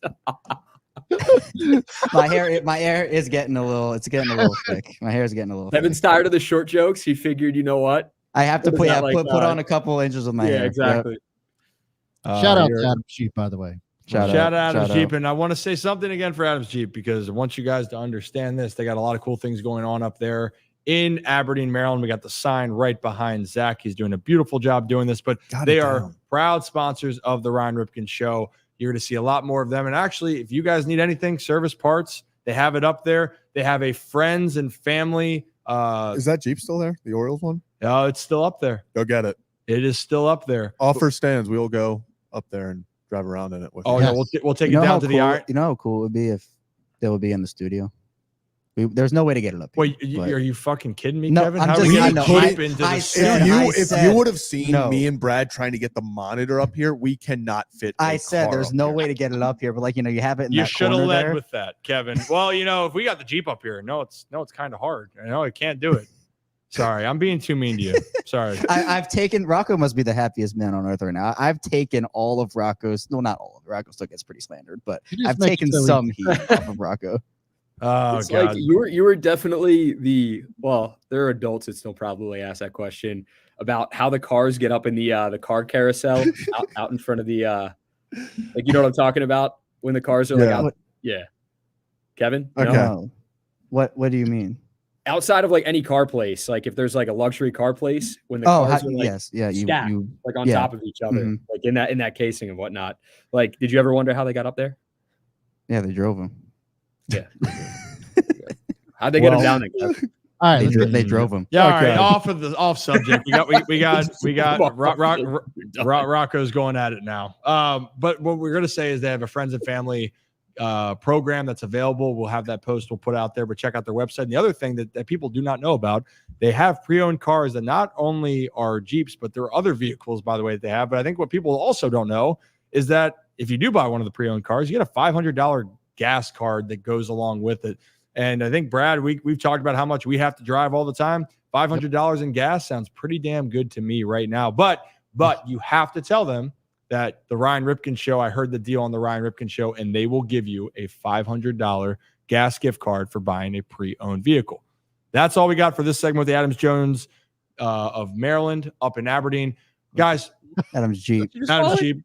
Did I say Adams Jones? Yeah. It's, Man, it's Baltimore. It's still Yeah, Baltimore. it's the same. Balmerhorn. All right, so the poll is there is 21% of the vote voted for Golden Grams, by the way. 21%. Okay, so You didn't have who won the poll? Cinnamon Toast Crunch with 46. Cocoa Puffs only got 7%. Nobody likes Cocoa Puffs. I wouldn't even put that in the top. I just wouldn't put it in my top 4. Oh, well, I was Yeah. thinking that would get more votes than Golden Grams. This is a good Yeah. time to remind everyone that Kevin just snacks on Cheerios. Yeah, Just I wasn't in gonna this say area. Dry it, but I was debating bringing it up, but since Rocco has decided to bring it up, yes, my favorite cereal of all time, and I am unapologetically proud of it, is plain Cheerios. I'll eat it literally straight from the bag. I think I mean, that's like if I want a snack, then yeah, like Yeah. Like I've done that before. Like I'm not going to sit here and be like, No, I mean, no, like, guys, that's, like, Oh, that's all. never. That's all cereal. I the don't eat my last thing in cereal. your Yeah, but that's the pantry, thing. It's like you snack on it. it has nothing to do, like if it was just like if you were like, yeah, with Cheerios, like I just snack on, like everyone, I feel like everyone's done that. It's that you do that with every cereal. Yeah, I don't like milk. I don't like milk on is. cereal. That was the big controversy. Was I don't eat cereal with milk. I wasn't hair gonna growth. I wasn't gonna put Captain Crunch on here because it tears the shit out of the roof of your mouth. Like, do people actually like that other than Yeah, man. Zach's Crunch berries are unbelievable. Didn't like Crunch Berries. Lucky Charms OG, are classic. but I didn't. Lucky I didn't Charms are they're the classic, like sugary. Yeah. Or a Crunch classic. berries were sugary. great. Lucky Charms were always solid. Like when you first put the milk on top of the cereal, but eventually when you let it sit, it got too soggy. And it was I agree. Unbearable. What are you laughing at? I'm just thinking about St. Patrick's Day, and I would love so damn much if we put you in the leprechaun costume, Kevin, and then you have to yell, "They're after me, Lucky Charms." I would. You and Rocco too. Oh, okay, yeah. Okay, this is happening. Okay, please. I don't know how we make this happen, but we'll make it happen. I'm not doing it. It's all Kevin. Wow. Ooh, wait a minute. Do it for at least the content, right? We Yeah, have really the video maybe. of you saying you would. What about We literally have the video. Maybe I will. Well, wait, okay. Then Crunch there's a with poll within a poll of Lucky Charms, which is which one did you like more, the marshmallows or the cereal? The marshmallows. The cereal. Yeah, I would. There were times where I would just literally pick out the marshmallows out of the bag and put them in the bowl and then put milk on top of it. Okay, I didn't do that. Okay. They sell just the marshmallows now, by the way. Now they do. Oh, yeah. They did back in the day. Yeah, see, they're okay, so Kevin can either say they're after me Lucky Charms, and Rocco can say they're magically delicious. One of the With two. the big, Wait, maybe- they got to do with the big, like the big thumbs up, like they're magically delicious. What if we See, create that's it, Kevin. What if we create a skit That's a where clip. it's like, That's a clip, Rip. Oh my Kev- God. all right, hear me out. Kevin in this, like the clip, Kevin is stealing Rocco's Lucky Charms, like inner leprechaun beef, like, and that's when you steal and you're like, he's getting away with my Lucky Charms. This is we do a condiment leprechaun race where I dress up as a leprechaun and relish at the same time. Oh, Kevin, I don't even know what the I wear like the leprechaun hat. No, and then- Kevin, no, you're going full relish. You're going full So dog. it's two, and full two leprechaun. separate events. Correct. Okay. Yes. All right. Yeah, we're not don't ruin this for me and the rest of the group here. for me. Don't ruin this for me. All right, let's dive into some baseball here because what's going on right now currently, the Orioles, a breakout with the game with the Pirates is going on. If people don't know what that is, it's essentially the top prospects for both teams are facing off. Paul Skeens was pitching for the Pirates. Rock, did you have any update on that game a little bit that you wanted to touch on? The big one that everyone's wondering about, Paul Skeens, Jackson Holiday, part 1 in this game. I think Paul Skeens is done now because they have Ashcraft out there. So that, I guess, the second time these two have faced off in spring, first time in spring breakout. Skeens got the best of Holiday again, but it was a strikeout this time. And that's okay. You know why? Because it's the spring. 1-1 from 2022, 1-1 from 2023. They're going to see a lot of each other over the next however many years. I mean, this is the future of baseball we're seeing right now. So don't overreact. It's okay. I know there are going to be people on both sides that are going to be like, oh, Skeens got the best Holiday, crazy, but it's spring. It's one at bat. One also he's not facing him for an entire game. Yeah, and also Skeens, if you're looking at this, Skeens was filthy. Yeah, Cube, you're right. Paul Skeens is the reason why he went 1-1. He has the ability to be a power dominant ace pitcher in the big leagues. Could debut this year, honestly, and he very well might. Yeah, Rip. He hit 101, 101, and 102 to open the game. It was who'd he faced? It was at Bradfield. I think it was Enrique Bradfield Jr. 3-pitch strikeout. To get him started, and it was he was touching 102. Like the guy throws. As you call fuzz. I didn't call it that, but yeah, it's fuzz. I mean, well, go around a baseball team once in a while. They'll say fuzz. He throws ched. Did you hear that before, Rob? I never had the makings of a varsity athlete. So yeah, and I know what that means now. But in all seriousness, no, Jackson Holiday and the rest of the guys. Yeah, if he gets hit his next at bat, he's 1 for 3 off Paul Skeens. Then he's the best hitter against him, right? But that's just how it is. This is a great way. What I love MLB's doing this is that at least they're showcasing this game. It's on MLB Network, if I'm not mistaken. That's when you can go and watch the game. You can stream it.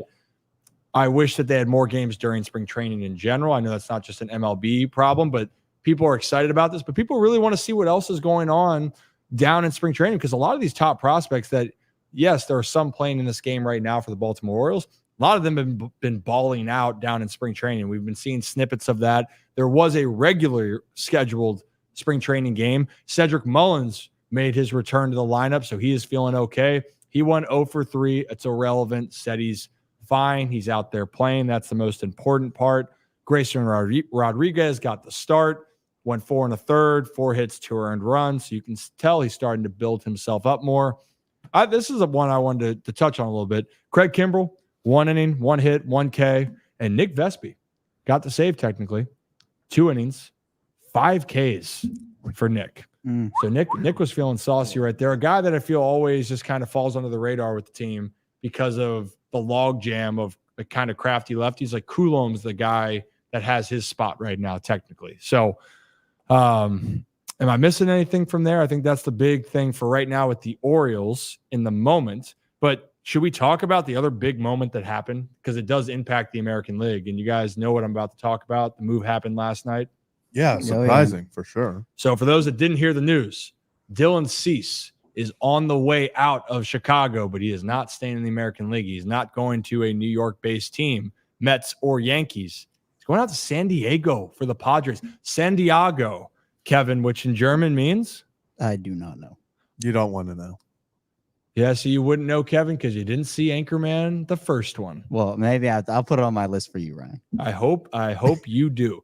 But Dylan Cease, and honestly, guys, I think the shocking part of all this, it wasn't a massive overhaul to get Cease to go out to San Diego.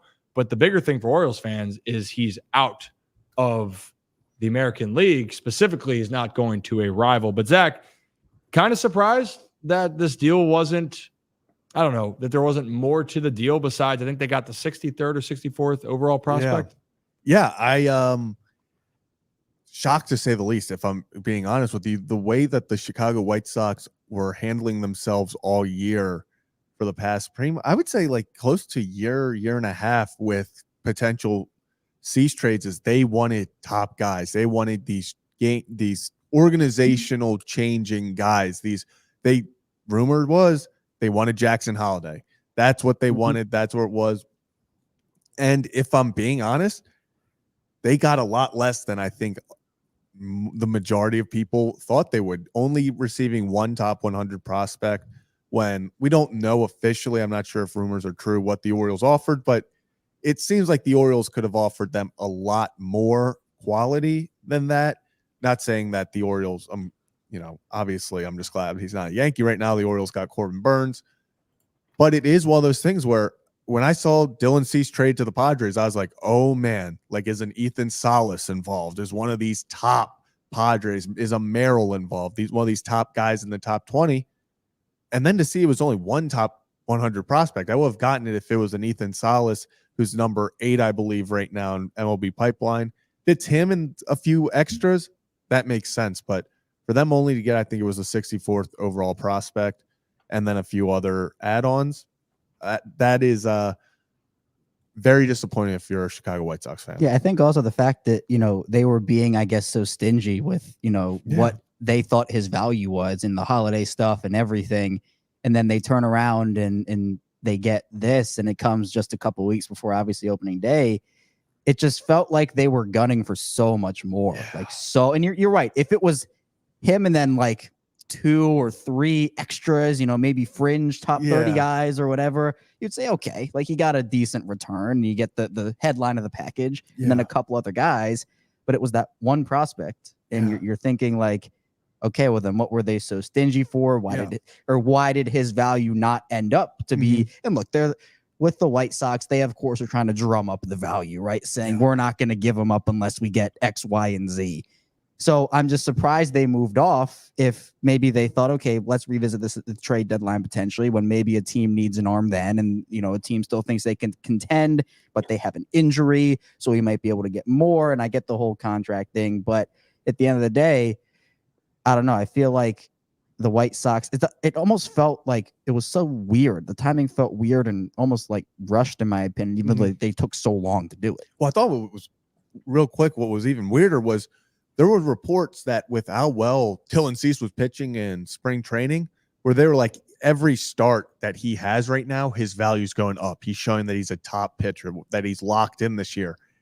And then like 3-4 hours later, it's like, oh, okay, actually Dylan Cease got traded for one top 100 prospect and a few fringe guys. It's like, oh, okay. Now, obviously, we've seen guys. Kyle Bradish was not a top 100 prospect when we got him for Dylan Bundy. So these guys do turn out. It's hard to say like, oh, the White Sox got robbed in this right now, because that's how it feels. But these guys could pan out, and we look back on this in 3 years and we're like, holy crap, the White Sox fleeced the Padres. You never know how it's going to end up. And it's true. Each team has a different value of what they want. And quite frankly, the Orioles, this is kind of the question that I have is, were the Orioles, because of all this, the depth that they have, did they really want to part with it? And I don't think there's going to be another move necessarily that the Orioles are going to make. I don't think they're going to trade any of their guys right now. And I know people are saying, well, you got to clear space. You got to make different moves. Well, the Orioles didn't want to give up a mid quote unquote prospect, but the Orioles prospects are so loaded. Like Brandon Hyde even talked about Connor Norby. He would be he'd be a top prospect for a lot of other teams, but he's with our organization and he's a little bit buried. With that, paraphrasing, talking about that. And I think just the timing, the White Sox are in such a weird position right now that AL Central is wide open, but they don't really have a full identity right now. They have some older players with kind of contracts where you're kind of stuck. So Dylan Cease going there, I don't blame them to try to get a little bit younger if that was the best deal that they thought they could get. Now for San Diego, to me, it's still, I still would take the Dodgers, the D-backs first. If it's the first two teams, and the Padres can be contending. They got talent there. They still got Bogarts. They got Manny, but they lost Snell. They lost Soto. They lost Hader. So I don't know exactly what it's going to be. And I really thought maybe the Yankees were going to try to make a move, but maybe it just leads to this question. Does it feel like now, because of the whole Garrett Cole situation, by the way, he's at least going to be out till May, getting a second opinion. Do you guys think, and Rock, will start with you, does it just feel like the Yankees have to go and get Snell or Montgomery now with the news coming out and Dylan Cease now is off the board? It just feels like something's got to give. It does. I mean, those guys are going to sign somewhere. And we talked about it with being Boris guys. They're going to not wait until the last possible second, but they are going to get the max. I mean, he's going to get the maximum value for his guys who he has. That's just how Scott Boras operates. Love him or hate him. That is just how he deals with business. And I know O's fans might be worrying because there's a few guys that are Boris guys, some of the top guys here. When are they going to sign extensions potentially, or what's that going to look like coming up? We truly don't know. But the thing about him, being an agent and being one of the best at what he does, he's going to get his guys the maximum value for what they're worth. And players, they love it. And that's why they go to him and sign with him, because it is a business at the end of the day. But I really do truly believe that we could see one of those two guys end up being Yankees. I don't think both of them are going to be Yankees. But with that being said, Rip, I kind of wanted, this question was marinating while we were just listening to what happened with Cease, and you brought up the Yankees and what's going on with Garrett Cole and that injury. You said the Orioles, they're probably not going to give up any of their top prospects. And I agree. I don't think that's going to happen either, at least at this point in time. But obviously it would benefit the Orioles, but do you see them potentially going after one of these two guys as well, a Snell or a Montgomery, down the line before the season begins? Or do you think that they're all right? We have our ace. We have Corbin Burns. We hope that Kyle Bradish, he's doing mound sessions. Means is throwing side sessions. These guys are going to be hopefully back at a decent time, and that we're fine with the group that we have heading into the season.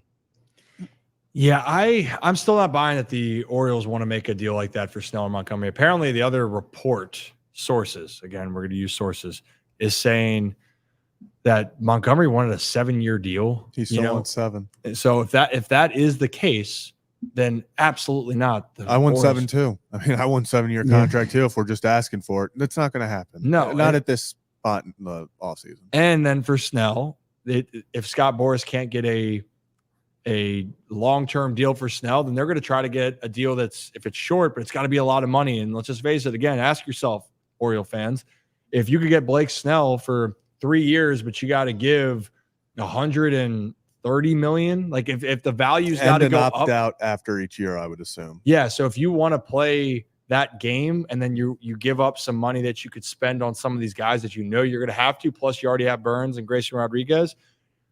That's just me personally. I don't see it. I think they like their guys rock, but an interesting one. Kyle Bradish, you brought him up throwing. I'm hoping the best, and you guys all know this. I'm just not going to hold my breath that he's still. We saw Felix Bautista go and throw off a mound. We've seen things happen before. We're going to have to play it by ear, and it's same thing with the Yankees. And I'll get to this question in a second. The Yankees are saying, "Oh, Garrett Cole." Their words were, he doesn't have UCL damage, but there is concern with the ligament. Yeah. So when you hear that, does any of that sound good? Not well. Okay. No. There's one thing about like having concern with the ligament, and then there's everything's fine. We just have slight concerns, and he's going to be out for 1 to 2 months at least. And it's like that was where Yankee fans, it's like, wait a second, what do you mean? It almost does feel like a Kyle Bradish situation, because it's kind of where the Orioles were like, hey, we're taking this one day at a time, but the Yankees were straight up like, yeah, we're not going to lie, it's going to be 2 months, it looks like, at least. And that puts a lot of panic into Yankees fans, because that was there after you go past Garrett Cole in the Yankees rotation. Yeah, it's question marks. It's guys with high upside who have shown that they can be top 1-2 guys on a rotation, but injuries and stuff have derailed their careers at times. So it's really just now the Yankees are back even in worse position than I would say they were at the beginning of the offseason with their pitching staff, because you were building a staff relying on, okay, at worst, every 5 days we have Garrett Cole, runaway Cy Young winner, taking the mound. And now he's not for at least 2 months. You know, I wonder also, this is a different part, because bringing this up, what is the question? What is Elias to call Scott Boras and offer up $40 million for 1 year, take it or leave it? I just don't. That isn't a Mike Elias move, in my opinion. It's not Mike saying, let's deal out all this money, because even though the Orioles traded for Corbin Burns, they still haven't. They're not paying him anymore on a new deal, right? This is. Right. No money has been spent there, and I really don't think the Orioles are going to make this until after the ownership change and after you're going into really next season. So I don't see that happening.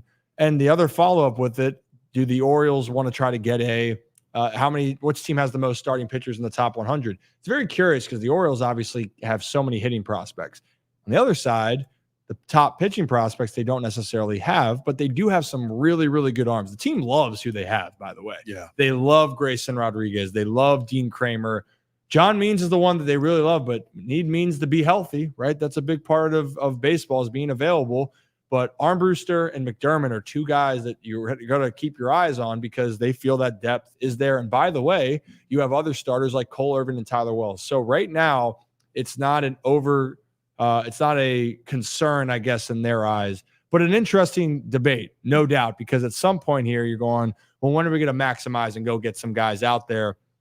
But you're going to need depth. You need depth. And the one thing the Orioles have with their team is they have a lot of depth, which other teams cannot say at this juncture heading in now 2 weeks, guys. Actually, the first game in Korea, Dodgers and Padres, right? Mm-hmm. I think that game's next week.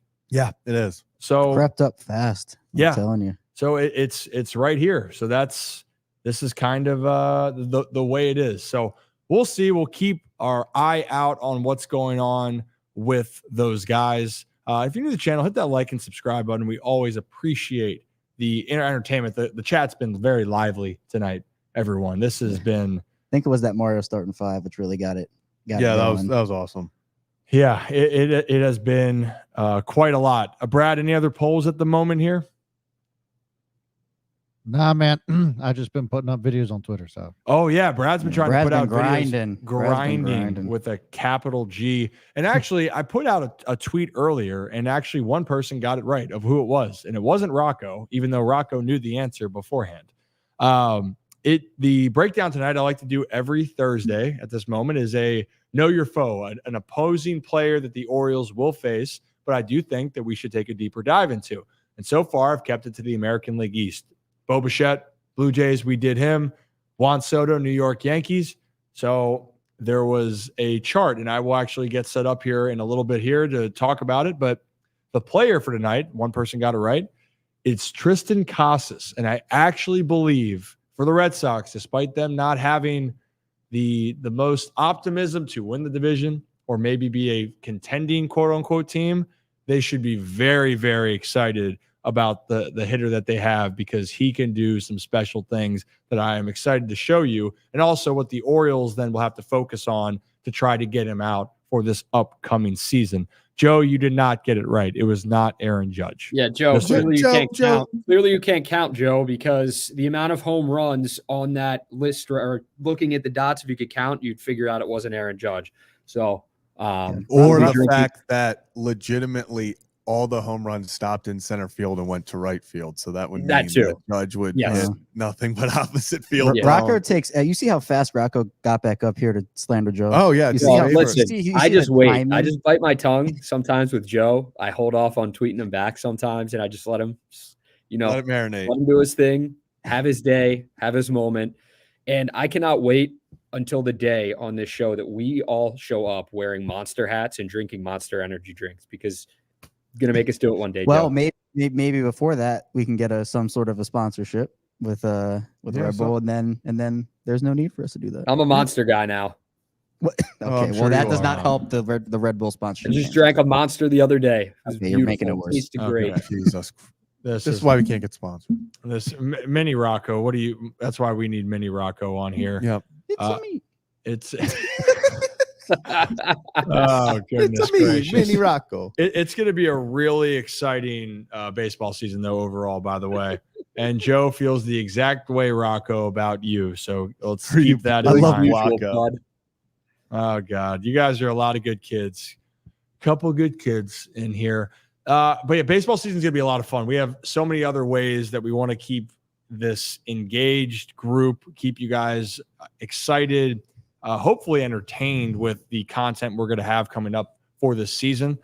The reason why we're talking about the hours, we'll just do a little bit of time right now, is to explain that we want to make sure that our structure can maximize the time. So maybe not necessarily that we're going to dive in on the daily over and over and over again, but we do have a lot that you are going to be wanting to come back to the channel each and every day. I'm going to leave it at that. I think that we have so many fun things planned, and really this season has snuck up on. And imagine this, when the Orioles have their opening day roster announced, we'll really dive into that as well moving forward. And our Raven Ron, I'm just going to say it right now because this question about Gunnar Henderson's home runs, over under, take the over. Take the over. And maybe actually, by the way, we're going to have some more betting lines to talk about. Maybe we'll explain a little bit of what that means next week, but we still cannot talk about that. But we have a lot more planned here at the Ryan Ripken Show that we are really, really excited about. And hit that like and subscribe button. All right, I think, unless there's nothing else at this moment, Brad, are you okay with me getting set up for Tristan Casas and we give Kevin his corner with Rocco? All right. Let's do it. Scored. All right. And you know what? Last thing before I get on there, Victoria says, I was so excited to watch spring training. I appreciate you, Ryan, being on. We appreciate you, Victoria. We appreciate everyone's interest in what's happening here. And this truly is. I was on the radio today, and just to understand, to talk about the comment, Derrick Henry signing, Baltimore Orioles, the excitement over the season truly is one of the best times to be a Baltimore sports fan. But for the time being right now, enjoy Kevin's Corner while I get set up to break down a new segment, Know Your Foe, with Tristan Casas of the Boston Red Sox. Thank you. Well, I will take it from here. And again, I say it every time. My government name is Locked On Ravens. So why not switch back to the Ravens while we get set up with this breakdown? Let's do and Rocco, Brad, if you want to chime in on this too, Ravens remaining needs, because they've added Derrick Henry, but they've also lost almost 10 players at this point. So I mean, I'll start it off. I mean, I think at this point, offensive line is the big one, right? They trade Morgan Moses. John Simpson isn't there anymore. He goes to the Jets also. And then Kevin Zeitler's a free agent, and it's honestly, it's looking less and less likely there's even a chance of a reunion there anyway. So, I mean, I'm looking at offensive line, but then I'm looking at the guard market. Like Robert Hunt gets 5 years, $100 million from the Panthers. Damian Lewis gets 4 for 53 or something. It's a lucrative guard market, and I think tackles are also going to see those guys, the top ones, Tyron Smith, fly off the board. So what I would probably do, what I would anticipate the Ravens probably doing with the O-line is I think they want to get a little younger. I think this tackle class is deep enough to where, look, there are probably 7 or 8 guys who are going to go in the first round probably, or first round and then early second, maybe bleeding into like the 30s or something. I think you take a tackle either in the first or the second round at the very like maximum. Like second round is the latest you do that. And then you maybe give a shot to Ben Cleveland, Andrew Voorhees, if you want to throw Salah in that conversation. You can do that at guard, maybe sign a veteran.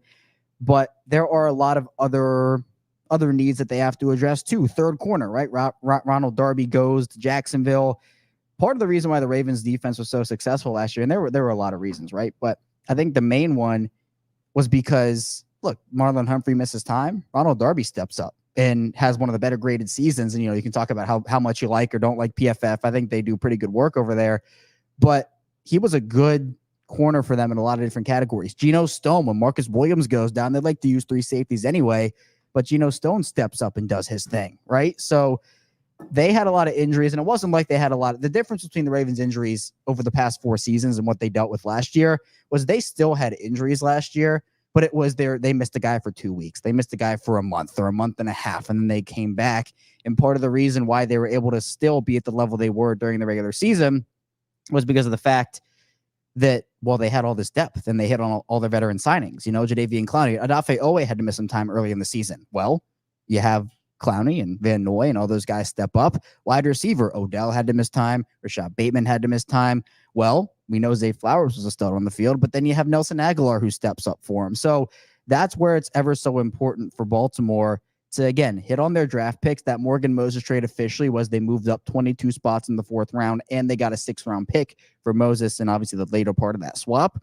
So now you have 9 swings. And Eric DeCosta has said, well, the more swings you have, and obviously a baseball reference here, the more swings you have, the better opportunities you have to hit on 1 or 2 or 3 or just multiple guys. So I think for me, you think offensive line, you think, yes, that's the biggest need for them. But then there are conversations within those conversations of, well, how do you address those as the free agent market? I think we just saw Devin White go to Philadelphia, if I'm not mistaken.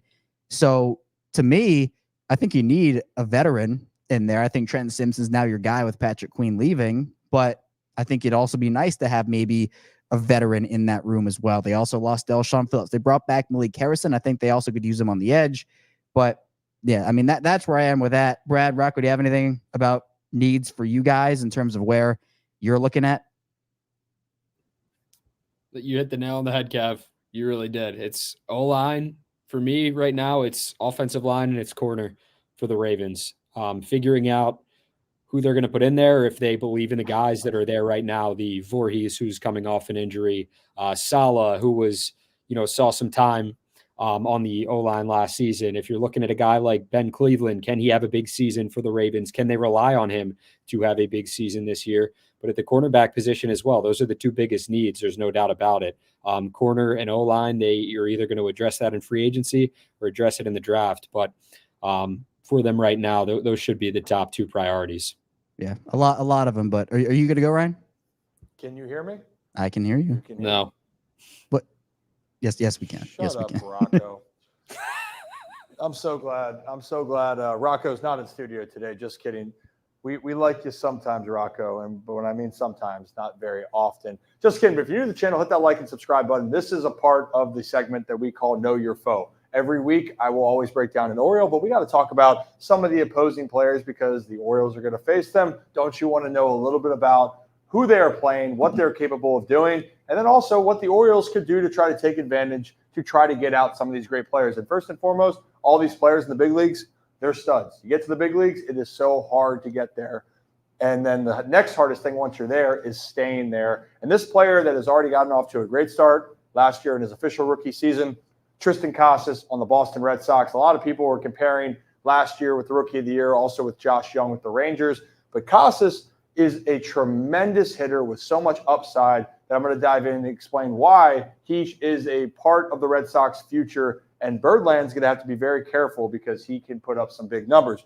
But I put this chart up earlier today while I was just chilling at 5 Irons making this little presentation. This is Tristan Casas' hitting chart. And people are going, wait a minute, wow, he kind of hits the ball everywhere. And it's very impressive when you're looking at it, and it is. The point is Casas likes to drive the ball all over the field. And if you're looking at more of the pinkish color, those are home runs, purple, double. He's not known for speed, so he's not going to have too many triples, but he does have that one there, and that will be in the highlight. But if I play through this next clip here, because I want people to understand this, okay? Thanks to Baseball Savant for the chart before. This is on Baseball Reference. I want you guys to understand. First month of the season for Casas was really rough. He hit 265 for the season, but overall, that first month of April and March, $133. And didn't somebody on the Baltimore Orioles have a rough start to their season? Gunnar Henderson turned out to be the MVP. But if you look at what he did, specifically his month of July, which he was one of the best hitters in all of baseball, he hit 349, 7 home runs, 13 RBIs. But you can see the progression of what he's capable of doing. When he's on, he can do some things that are really, really cool. Let's talk about how well he can do those things, shall we? So this is the first at bat here. This is that one triple that you saw, that one little yellow mark. Casas has power everywhere. He's a big, strong dude. And this is going to be a changeup away. And Casas should have been a home run. It was that close. But just showing you how extended he can get, drive the ball the other way with authority. And in this case right now, 1-0 count, he does some serious damage. So here it is. We're going to play it through. And right there, that's not a terrible pitch. Yes, it's up, and it's kind of a hard changeup. But Casas stays through the baseball. And look at the carry on that. And what I'm saying, like it very well could have been a home run, that ball is almost 400 feet or is 400 feet out there in Arizona. Great swing by him. This stretch of hits that he has is so impressive because they're against some of baseball's best. Spencer Strider here, Braves, one of the best pitchers out there, a big strikeout guy, right? Casas right here is going to get a kind of cut slider that's going to hang up, but we saw that power to left center. How about the power to center right here? Casas, ball right down the middle, slider, cutter, whatever you want to call it, drives it out of the ballpark. Deepest part of the park there at Fenway. He's feeling good. He's feeling frisky. And just to give you a context, again, this is why I want people to understand the full hitter that Tristan Casas is. We went to left. We went to center. Where do you think we're going next, Zach? Right. We're going to right. Framber Valdez, one of the toughest pitchers, especially for lefties to face. 3-2 count here. Casas is going to drive the ball. It's going to be like a two-seamer running in. And for Casas, obviously for a lefty, you kind of want to lean going out at times. It's just a habit. But you got to stay on this, especially when the ball runs in on you. Casas gets his hands to it. And you can see, really tough pitch, 97 miles an hour, hooks it down the line, double. Really, really impressive swing here. There's just so many good things you can go off of with his game. And I know it's people thinking, well, Ryan, it's not the Orioles. Well, I appreciate really good players. And especially if you're going to see really great players, you want to, one, have appreciation. But two, you got to understand what they're capable of doing. So here's another one. Max Scherzer, one of the best pitchers in the game. Casas actually took him deep twice. And this was the stretch run for him. So that's a pitch right there is cutter, middle in, drives it. Next at bat, guess what? Fastball in, almost same spot, location. And Casas is feeling good. This stretch run right here, he hit against Logan Webb, Strider, and Max Scherzer. And that was his month where he hit 349 with 7 home runs. When he's locked in, he can hit some of the best. Luis Castillo right here. Really underrated pitching for the Seattle Mariners last year because no one really is focusing a ton on the East Coast about him. Has great stuff, deception, sink. First pitch swinging, he's going to throw a slider, but Casas is ready and drives this ball. If you make a mistake and that pitch is middle, he's going to make you pay for it. And a lot of Major League players do that, but the ones that continue to progress are the ones that can do that. So here's an example of Logan Webb. That was the stretch that I was talking about. And this is kind of what's crazy for me. Is that he's going to hit this ball out to almost left center, and this pitch is going to be inside. So in order to do that, he's going to have to specifically keep his hands through the ball, stay on the ball long enough, and to be able to almost shoot it out there, right? He's not going to get too long and get too pool happy because his strength is using that middle part of the field. That really, truly is his strength because if you can think up the middle, you're going to be capable of doing so much more. Right here, Casas, pitch is kind of running in, and look where this thing ends up.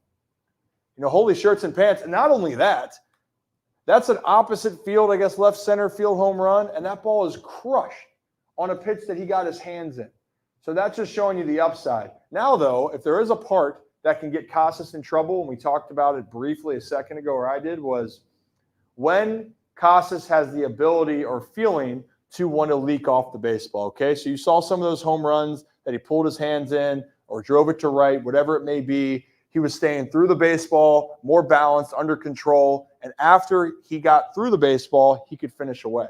But what can get Casas in trouble a little bit is that sensation to want to come off the baseball a hair too early because maybe you think that that pitch is the one that you can drive in the middle part of the plate, but it gets you in trouble. And specifically, it's those pitches that are almost middle to low in the zone. So I have a few Orioles here and some other pitchers of showing examples of how that can get Tristan Casas into trouble. So the first one here, it's actually Keegan Aiken. Keegan Aiken's going to throw a fastball here. It's a hitter's count, by the way, for Casas. And for Casas, he's a little bit off time, and his first movement goes a little bit more right, at least with that front shoulder. If we're looking at there specifically, what happens? Chop it into the ground. Mountie gives a little bit of a hesitation, maybe a double play, and there's that. Dean Kramer. Dean Kramer's going to throw an excellent pitch right here. Dean, friend of the program. Great hair. You know what we might need to get? We might need to get a big Dean shirt, but then emphasize with the D on Dean Kramer. Stud pitcher, by the way. But what you're going to see right there, see this ball cutting in? It's like a cutter slider that Dean has. We saw Casas do some damage on some pitches earlier there, right? It looks like a good spot. That's a happy place for lefties. Low and in, you can drive the baseball out of the yard. Well, Casas feels good about that, but that also can be his weakness because that ball is going to keep going in, and he can't cut himself off here, and he's going to swing and miss. Again, really good pitch by Dean, and for Casas, it's not a bad swing, but you're going to see a pattern of this. Fleming, even though I've seen this guy face this guy, so funky as a lefty-on-left matchup. But again, Fleming's going to run a ball in on him, and because he feels like it's close enough or that he feels that that's a strength for him to drive the baseball, he's going to swing, and he's going to miss.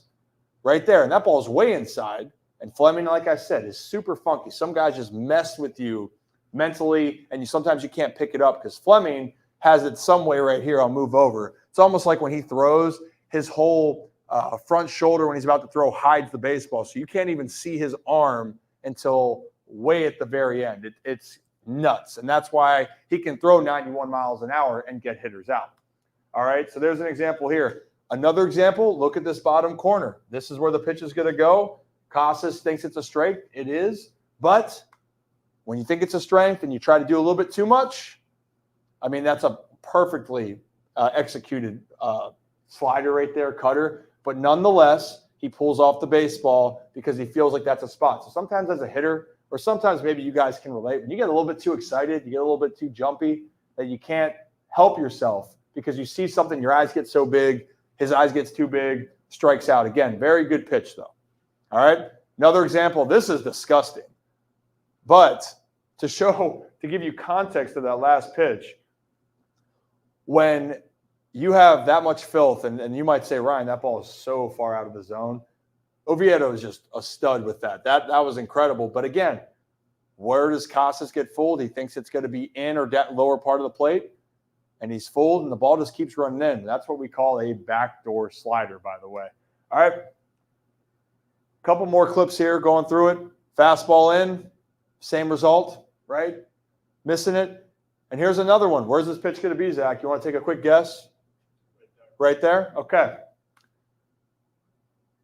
And again, perfectly executed, but you're seeing a game plan from teams. It's that bottom part of the zone, and a lot of hitters, obviously, it's hard. But lefties love that inside pitch because they feel like they can drop the barrel to it and hit it a mile. And Casas can. And this is the final example that he mashes this ball out of the zone. So he's right to have the idea to swing at it. But this is what can get hitters into trouble. If you go after a strength, but you try to push the envelope a little bit, you can get a hitter as talented as Casas, but you got to make sure you get the pitch away from him, because if not, he's going to hit a hanging changeup that even is not a bad pitch by this right-handed pitcher, De Leon, but it's not good enough to get Casas out right here. So right there, if you watch it, you might think, okay, that's out of the zone, it's low, but that's a pitch that he loves to drive. That's why he keeps swinging at those types of pitches. So if for guys that want to go in there, that ball is launched. And so the reason why I want people to understand this, Casas is one of the bright stars in baseball, and you need to get to know his name. The Orioles are going to see them quite a bit. He, to me, has the potential to hit 30-plus home runs. He had 24 home runs last year. And really after that month of April and March, the first month and a half, or you ever want to consider it, he was sensational for him.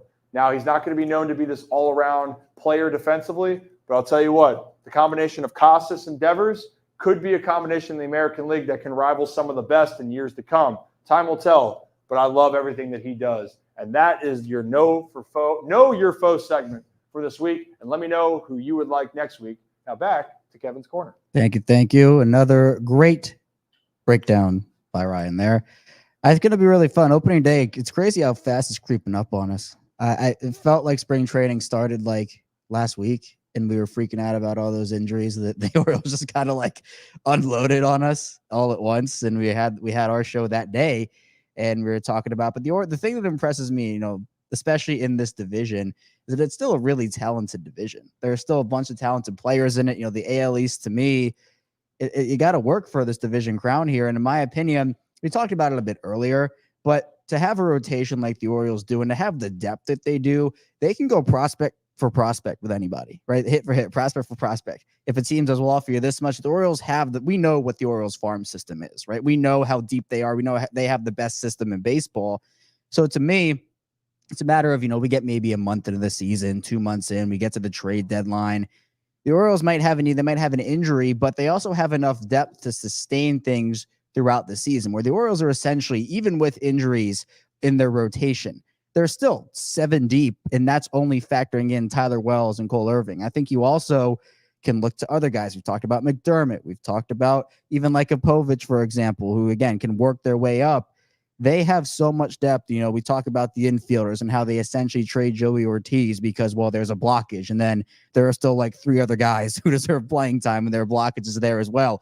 So to me, you don't just throw everything at the wall, right? And you expect 1 or 2 things to stay, because that ruins the depth that you have, and not all those moves will work out anyway. When you're talking about a Cease, yeah, I think it would have worked out. I think it would have been cool, but to me, I think Elias has plans, and I know it's not the exciting thing, but the Orioles just made an exciting move, less than a month ago with Corbin Burns. So they don't have to make every exciting move, right? They were never, we've talked about, is Montgomery coming? Is Snell coming? Are they trading for Cease? Are they trading for Burns? They weren't making all those moves. So in my opinion, whenever their guys get back, they get back. But in the meantime, they can still weather that storm without having to sign a Snell or a Montgomery or trade for a Cease. So obviously that's not an option anymore. But in my opinion, for Baltimore, it's different than what you have with the Yankees, specifically rotation right now, because, with the Yankees, it's, well, all those guys are either injury risks or they've had down seasons or this, that, and there's a ton of potential in that rotation, much like Baltimore's. But I think Baltimore is more equipped to survive injuries, where if you're talking about which team would be more desperate for a Snell or Montgomery in a situation of an injury, I think it would be the Yankees personally. Well, Kevin, appreciate you holding down the corner over there. I got you. I appreciate you. And we appreciate all of you, right, for tuning in. If you're new to the channel, hit that like and subscribe button. And Zach, thank you behind the scenes for helping out. Usually we got Brad in studio to help out with that, but you've done a great job. Brad is producing everything behind the scenes right now. I mean, you guys don't even know. He's just pumping out the videos on X. So for those that aren't following, I'm at Ryan Ripken on X. You got Kevin Ost, Chaos Striker 34, at Zach Ballinger 18, at Rocco DeSangro on X, and then at Own the Chaos is Brad. But Brad, hey, can we get a round of applause for Brad? Yeah, Brad. I'm not clapping for Brad right now. No chance. He's telling everybody on your Twitter right now that I'm taking a poop instead of charging my laptop. I'll give you extra clap. I'll give you clap for that one, Brad. I'll give you extra clap for that one. Yeah, thanks for being honest, Rocco. I didn't do it. Just wait till you see it. Just wait. Oh, I saw it. I haven't seen it yet. I haven't seen it yet. Brock, you know, Absolutely it's was okay. not true. Everyone has to go, so it's okay. I didn't Don't have to worry go. about it. He I did. didn't charge my light. All right, so I think, guys, it's time we can wrap up the show. It's been a long show, but it was a entertaining. I hope you guys were entertained. We went off the tracks. However, I think we learned a lot about how we value our Nintendo characters, especially when it comes to the basketball world. Yeah. So Yeah, I'm Yep. down for random TV shows or whatever it may be, just making starting fives. It's always electric. Ooh. that's great. And hey, Brandon, you're right. When you gotta go, you gotta go. And Rocco, we understand. You do, Okay. Rocco. Yeah, you know what? You're a good kid, Rock. Well, hey guys, I'm not a poop at work kind of guy. I'd wait till I get Oh home to do my that. God. Oh, I would poop on company time every day of the week. I knew this was going to be a conversation the second he said it. all right. It's not- you know it's what? not- Oh gosh. I mean, are we really getting to this conversation? The answer is no, we are not. We Well, will save I that work for from a home, different so- time. Kevin, we're It's gonna true. I didn't tell a lie. It's true. I work from home. Oh my God. Kevin's person. Kevin's the best bang for your buck on the show when it comes to funny shit he says. It's just once a show he lays out a banger. Kevin is starting to just the Unbelievable. personality. Shine through, baby. Shine through. And Cube says, boss makes $1, I make a dime. That's why I poop on company time. Jeez. There you go. Wow. There you go. Why- Well why- said. Well said, Cube. That actually is hilarious. Cube, we appreciate you, and all of you. We appreciate you for tuning in. Again, hit that like and subscribe button on the way out. If you're listening to this on the audio podcast platforms, Apple, Amazon, Spotify, this will be up, and this is up usually right after the show. But we want you to join us during the live show. So we usually do this Mondays and Thursdays at night, and we have a lot of video content. Like if you want to see what we're talking about, we think it can be entertaining, or at least if you're like, what the hell is going on? The context, come by the YouTube channel. It's at Ryan Ripken Media, and we will see you there. But guys, as we know, cue the music. Oh, baby. This is such a vibe.